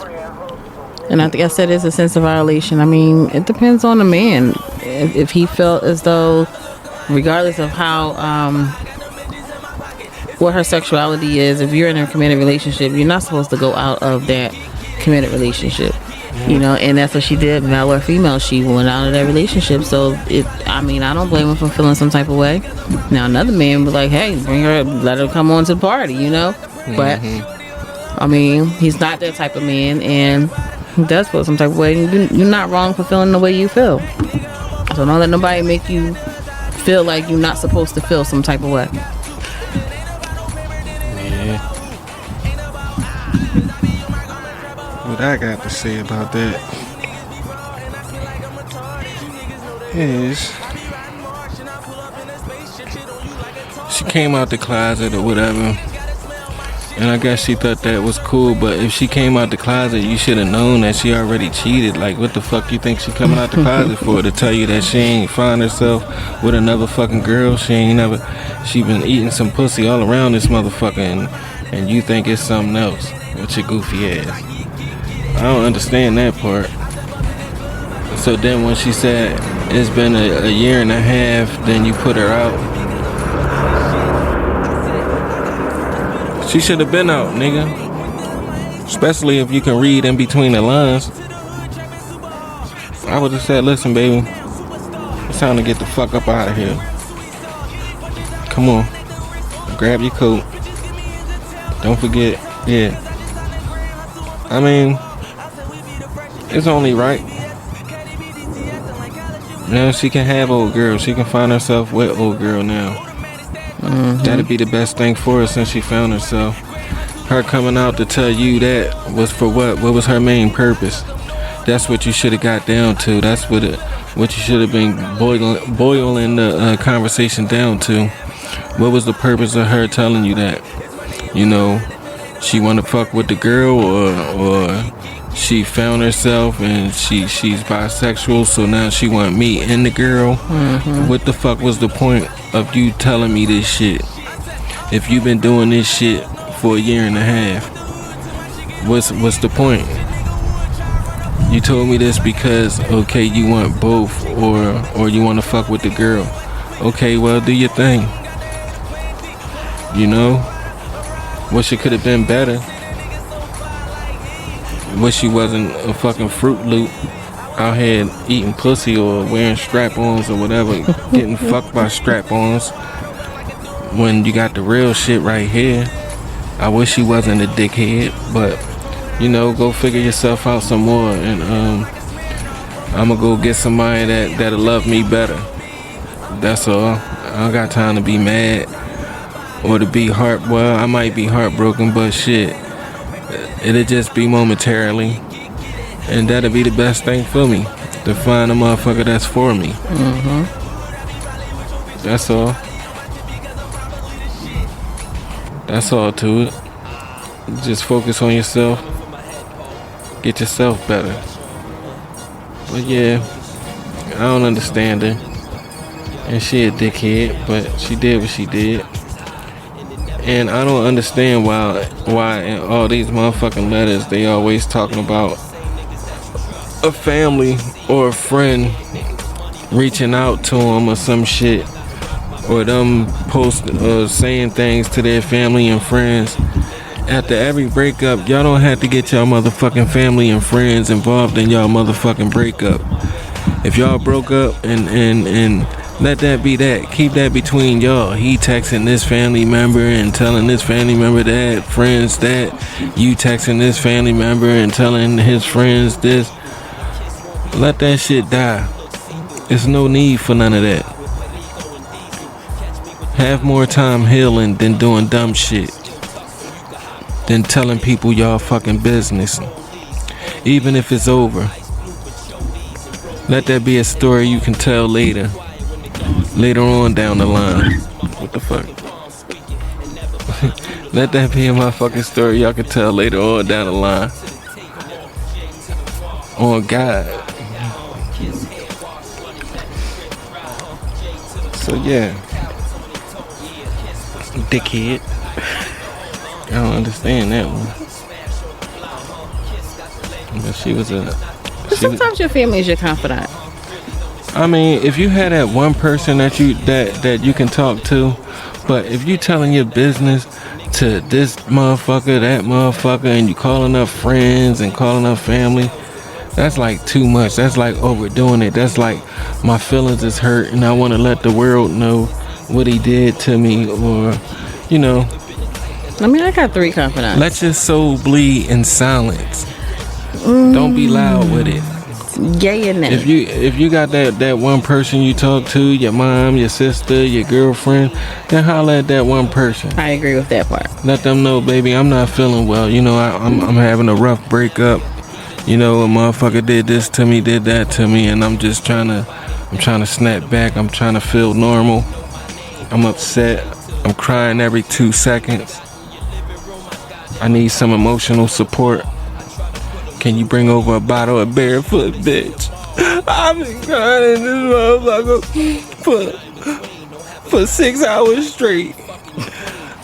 I done filled up a fucking teapot, bitch, with tears. I'm about to boil this shit, make some tea. I mean, you know, that one person is cool, but to have a whole lot of people up in your business, and that one person gotta be a person that you trust with your business. You just can't be telling your business to a motherfucker that run their mouth to everybody in the goddamn world that wanna hear nothing. She just volunteering your fucking business, your information. So when you tell a motherfucker your business, make sure that's somebody that you trust, somebody that you know not gonna go out and tell your motherfucking business, or, you know, how girls always do, start fighting because a bitch ran her mouth, or she going around saying this or saying that, or she done told your business to everybody and it got out there. So me saying that is confide in the motherfucker that you trust. Not in a ain't nothing bitch. And that's all I got. That's the advice I can give you. I agree with that one. You know, you do have to have somebody that you can feel confident into talking to, and you know that there's not going to go nowhere besides you and them. You know, so I agree. You know, you don't have to spread your business, but you do need to have someone that you can cry your heart out to with no judgment.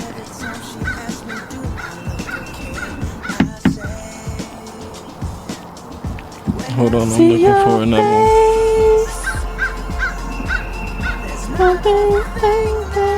Looking for another one, ladies and gentlemen. Then we gonna wrap it up. Just the way you are. I'm gonna say something in the midst of him looking for some things that he gotta look for. I'm gonna reiterate on black love. And I'm not saying that I'm opposed to biracial love, but I think right now at this point in time in this world that we need to learn to just love on each other a little bit more than what we would normally do, because things are about to change. Things are about to be a little harder on the African American culture, especially our black men out here and our young boys. And I think just as a culture, just as a gender, and just as a race, we got to stand together and protect one another. And I think that's really important. Unfortunately, due to all of the trials and tribulations that the African American culture has gone through, we all don't know how to do that. We can't maturely sit down and respect and love one another, but we have to find it within our wills and our means to do it, because it's gonna happen. It's gonna have to happen, because the laws are changing, and it's not beneficial for women. It's not beneficial for African American men. It's not beneficial for the black culture, brown culture. And I just think, you know, love is one of the most important things to keep everything close-knit and together. Stand together as one. And don't let nobody break that shit up ever, before or after. True indeed. It should have been, just to go off of some of the stories, like it should have been no reason that woman was fighting stage 3 breast cancer and somebody was able to come and break that bond that they had. It gotta be something in your relationship that's special. The only thing that, well, I ain't gonna say the only thing, but what's special to me is having a relationship where as though your relationship is your relationship. Your relationship is no outsider's business. I mean, they can know the the general shit, but I don't think that a relationship is nobody's business but whoever you's in a relationship with. That's what I think. And yeah, that should be something special. Everybody relationships should have something special that you hold on to, something that you want to keep forever, something that you want to last forever. Okay, we have a great line of communication. Let's not ever get this fucked up. So let's talk about it. Okay, we have a great line of communication. Let's not ever get this fucked up. If we busy or if this is happening and this is happening, then we say this or we say that. So we know, we ain't overstepping no boundaries, or we ain't doing this, or we ain't making each other feel like this type shit. And I think that's important. I think every relationship to have something special that you hold on to, something that's special to you, something that means something to you. Because how can it last if it ain't special? That mean you in a relationship with a motherfucker that you really don't have no love for. What like the hell that. was that? Was that the music? Probably so. I don't know. Okay. I would say, what in the world? So yeah, it gotta be special, or have a special meaning to you. Yeah. For it to even be something. If not, you just out here wasting your time. You feel me? So, let me read.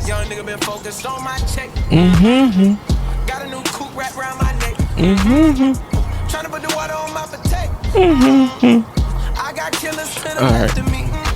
Is this person wrong for wanting to be okay before having sex? She's 26, her boyfriend is 29. Me and my boyfriend had a huge fight a few days ago over intimacy. We have been fighting nearly every day and had a serious sit-down conversation. I explained to him that it takes a huge mental toll on me to have sex when we are constantly fighting, and that it gets worse when one day we are fine, we are intimate, and then the day after he blows up at me. 2 days ago we had a date and got tipsy. When we got home, I asked to spend some time bonding by playing the board game. He said no in a bummed out voice. He went to go lay down and told me to join him. I asked if he wanted to read together or maybe paint, and he said no. He then said I never want to have sex with him anymore and left. He started crying, and when I tried to comfort him, he pushed me and told me to stop touching him and take him to his parents' house. I did so and tried to explain that I was attracted to him and wanted to be intimate, but I just want to feel close to him again because I love him. He said I didn't get it and he felt undesired. I dropped him off and he slammed the door on me. We haven't talked since. I'm not sure how to proceed. Is she wrong?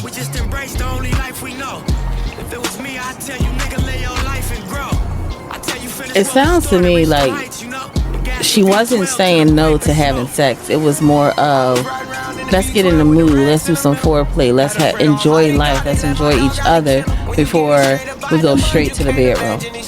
That's what it sounded like to me. So what, in reference to that, I'm not going to say she's wrong, but if that's something that you do all the time, then I am going to say you're wrong, because again, it's a compromise.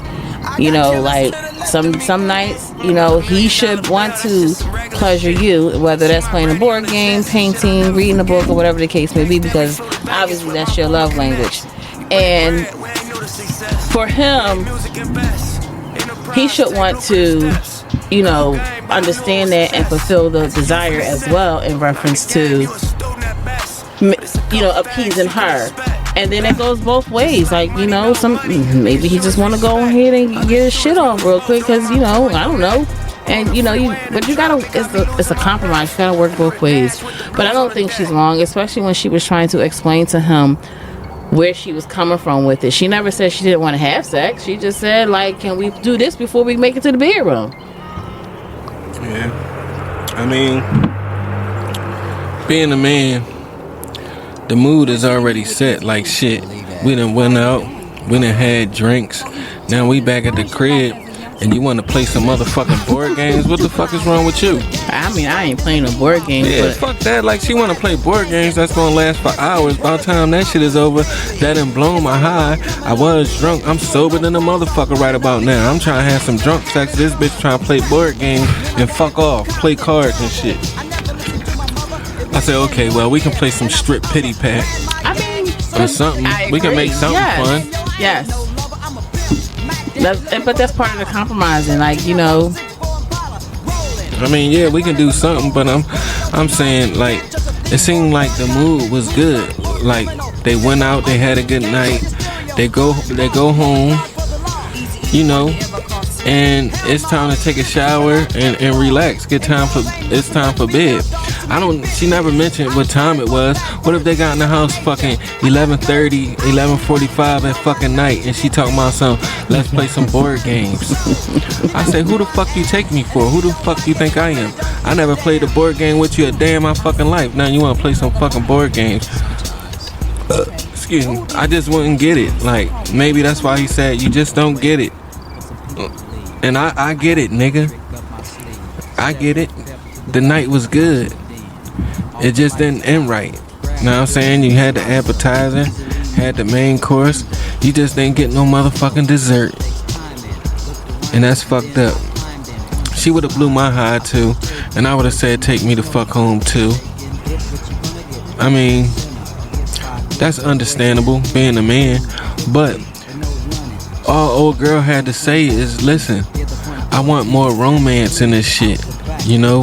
I feel like this, I feel like that. I feel like we need a little bit more romance. It shouldn't be like this, or I shouldn't feel like this. I love you, or whatever. But she never mentioned that. She never mentioned that in the letter. She never mentioned what time was it when she wanted to play some fucking board games. But I figure if you go out to eat dinner and shit, I figure if you go out to eat dinner and you have a good night, you coming back home, it's late.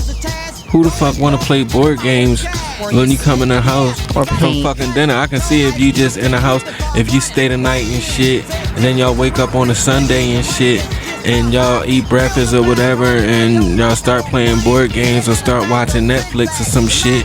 I understand that. But board games, when you come in from dinner, I mean, Netflix is cool.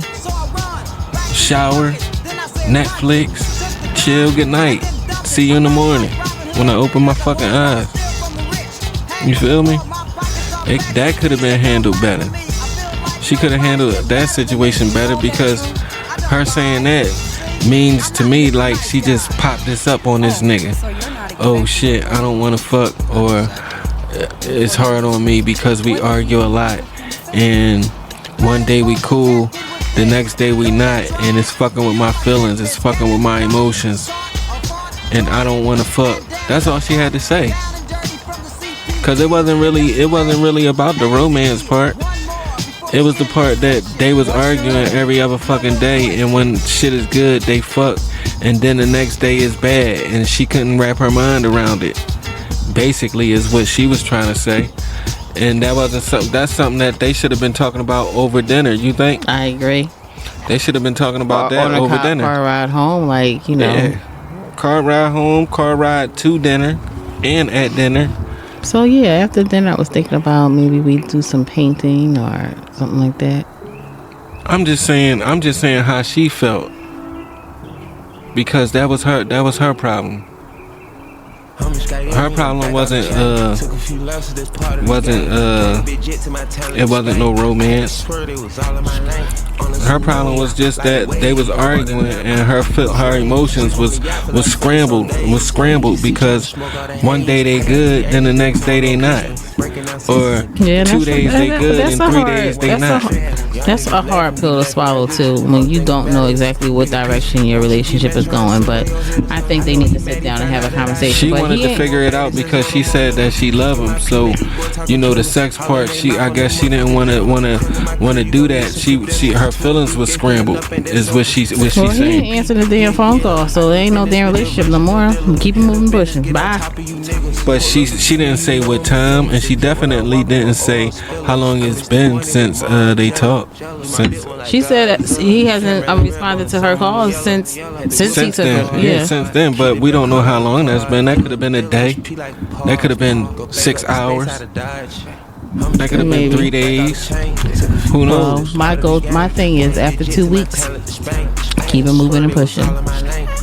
I'm gonna get my all for 2 weeks. You keep rejecting me, then after that, it's just like I ain't got time. I gotta go. I gotta move on. Some people don't give their most people shut down and then say, "Oh shit, it's been 2 weeks. Let me get this motherfucker a call or send a text to see what's going on." I believe in giving people a space, but not that much space. Like, you gotta let that person know you still care. So you give them space. You say, "I'm gonna give you a little space. I check back on you probably in a day or so." Or when you feel like it, check back on me. If you don't get back at me, then I check on you in a couple days. See what's going on with you. Yeah, I mean, hopefully I by try then to be as I know what's up. If I don't hear from you, then I know what's up. You don't gotta tell me because you showing me. Yeah, I mean, shit happens all the time, and it's one thing that I try to do. I try to stay as regular as possible. I mean, of course, my feelings are gonna be involved, and some things are gonna change, but certain things I'm just gonna try to keep as consistent as I would normally keep it. Just so that person know, like, oh yeah, she do give a fuck about me. True indeed, and that all comes back on the communication. But most people feelings be hurt, and they be going through it. Who knows what it is, what situation made them feel fucked up. Maybe it takes them some time to get over it or figure shit out. But sometimes it take a few days to get your shit right and see how you want to move on, see how you want to move. You get your shit right and you move according to whatever you trying to do. But let your next move be your best move. Cause even though a motherfucker say in 2 weeks then I move on, what that mean? In 2 weeks, apparently another nigga move in, or I in 2 ain't weeks. saying all that. That's what I'm saying. Like, it's never a time period. It's not a time period. It could be 2 weeks. It could be 3 weeks. It could be 6 weeks. It could be. It's no time period until the motherfucker feelings is no longer in it. If I'm calling you and texting you and reaching out to you for 2 weeks straight, and I don't get no response, fuck it, well, I'ma holler at Mike. No, it's not what I'm saying. When I say move on, like, just go on about your regular day duties. Correct. Do what you gotta do. I mean, at that point, it's 2 weeks and there's no communication. You pretty much already know which way your relationship is gonna go, and you probably heartbroken. You probably sad. You probably crying. Crash out was the word that I was looking for. It finally came back to me. Go ahead.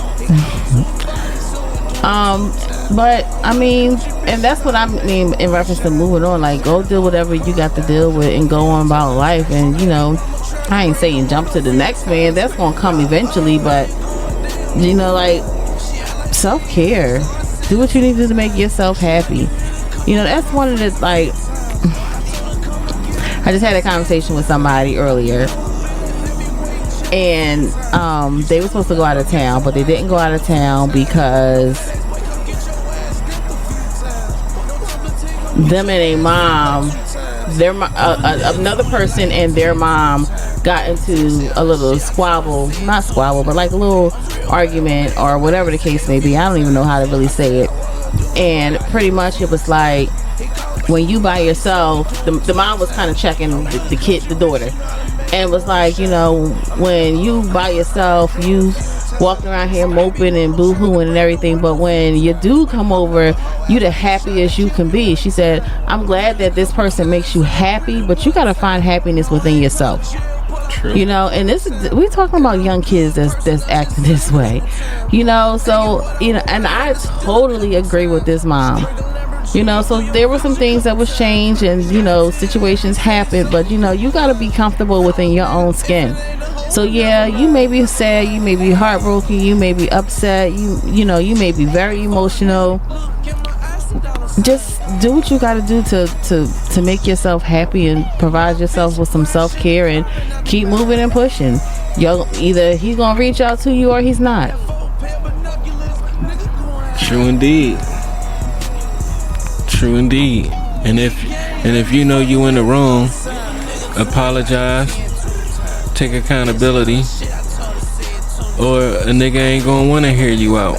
If you ain't saying sorry when you contacted him, I apologize for doing what I'm doing, and hopefully we can talk soon and see where we can go from here. I truly love you, and I didn't mean to do that. I got in a fucked up situation and shit happened, or whatever the case may be. Explain yourself, take some type of accountability, know how to use your words, and move on. Whether it's gonna be something or whether it ain't gonna be nothing. Say your piece, apologize, and whether he wants you back, cool. Then y'all work that out. If he don't, then move on. It's done. You wanna holler at your folks? Thanks for tuning in, everybody. Have a blessed week. Stay positive. Enjoy. Happy spring. You dig? You said that with no energy. That was like I said that with a bunch of energy. I'm listening to myself, and I had a lot of energy. I wasn't dead on it. I ain't get the chance to listen to myself, but I ain't get the chance to listen to myself. What you mean you ain't get the chance to listen to yourself? I always keep like one headset on and one headset off. Gotcha. So when I got both headsets on, then I'm listening to myself and I'm seeing how this shit is playing out. So I hear how the podcast gonna sound and the quality and all that shit, and maybe I need to touch it up. Maybe I need to edit some shit and all that, but I like this shit to be raw. Real rap raw, nigga. But she said bye to her peoples, and I want to say bye to my peoples. I want to say shouts out to my double L's. I love y'all from the bottom of my balls. As you already know, you can listen to the Real Rap Radio podcast on all streaming platforms. Any platform that you like. Press in Real Rap Radio, and you see your boy in Philly Kiki. Bye, everybody. And we out this bitch, man. Check us out next week, same time, same day, same place. Wherever you at. Monday morning. Same place. That's meaning wherever you at, nigga. And we out this bitch.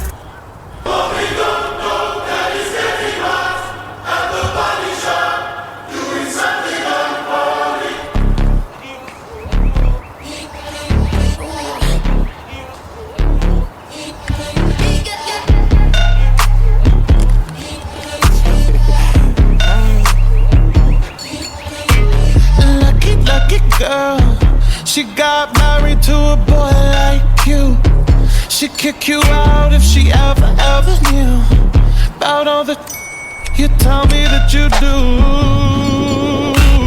Dirty, dirty boy. You know everyone is talking on the scene. I hear them whispering about the places that you've been and how you don't know how to keep your business clean. Mom it up.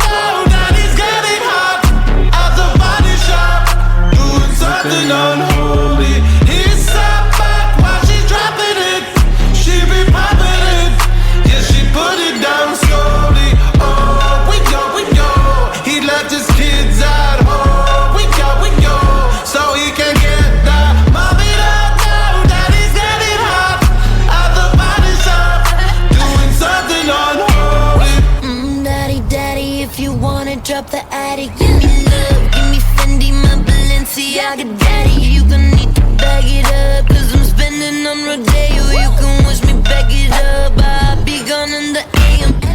He got me Prada, get me Miu Miu like Rihanna. He always call me cause I never cause no drama. And when you want it, baby, I know I got you covered. And when you need it, baby, just jump under the covers. Daddy's getting hot out the body shop, doing something unholy. He sat back while she's dropping it. She be popping it, yeah, she put it down slowly. Oh, we know, he left his kids at home. We know, so he can get back. Mommy, don't go, daddy's getting hot out the body shop, doing something unholy. Yeah. And we out this bitch. Catch us next week. Bang 100 in Philly Kiki. We out this bitch.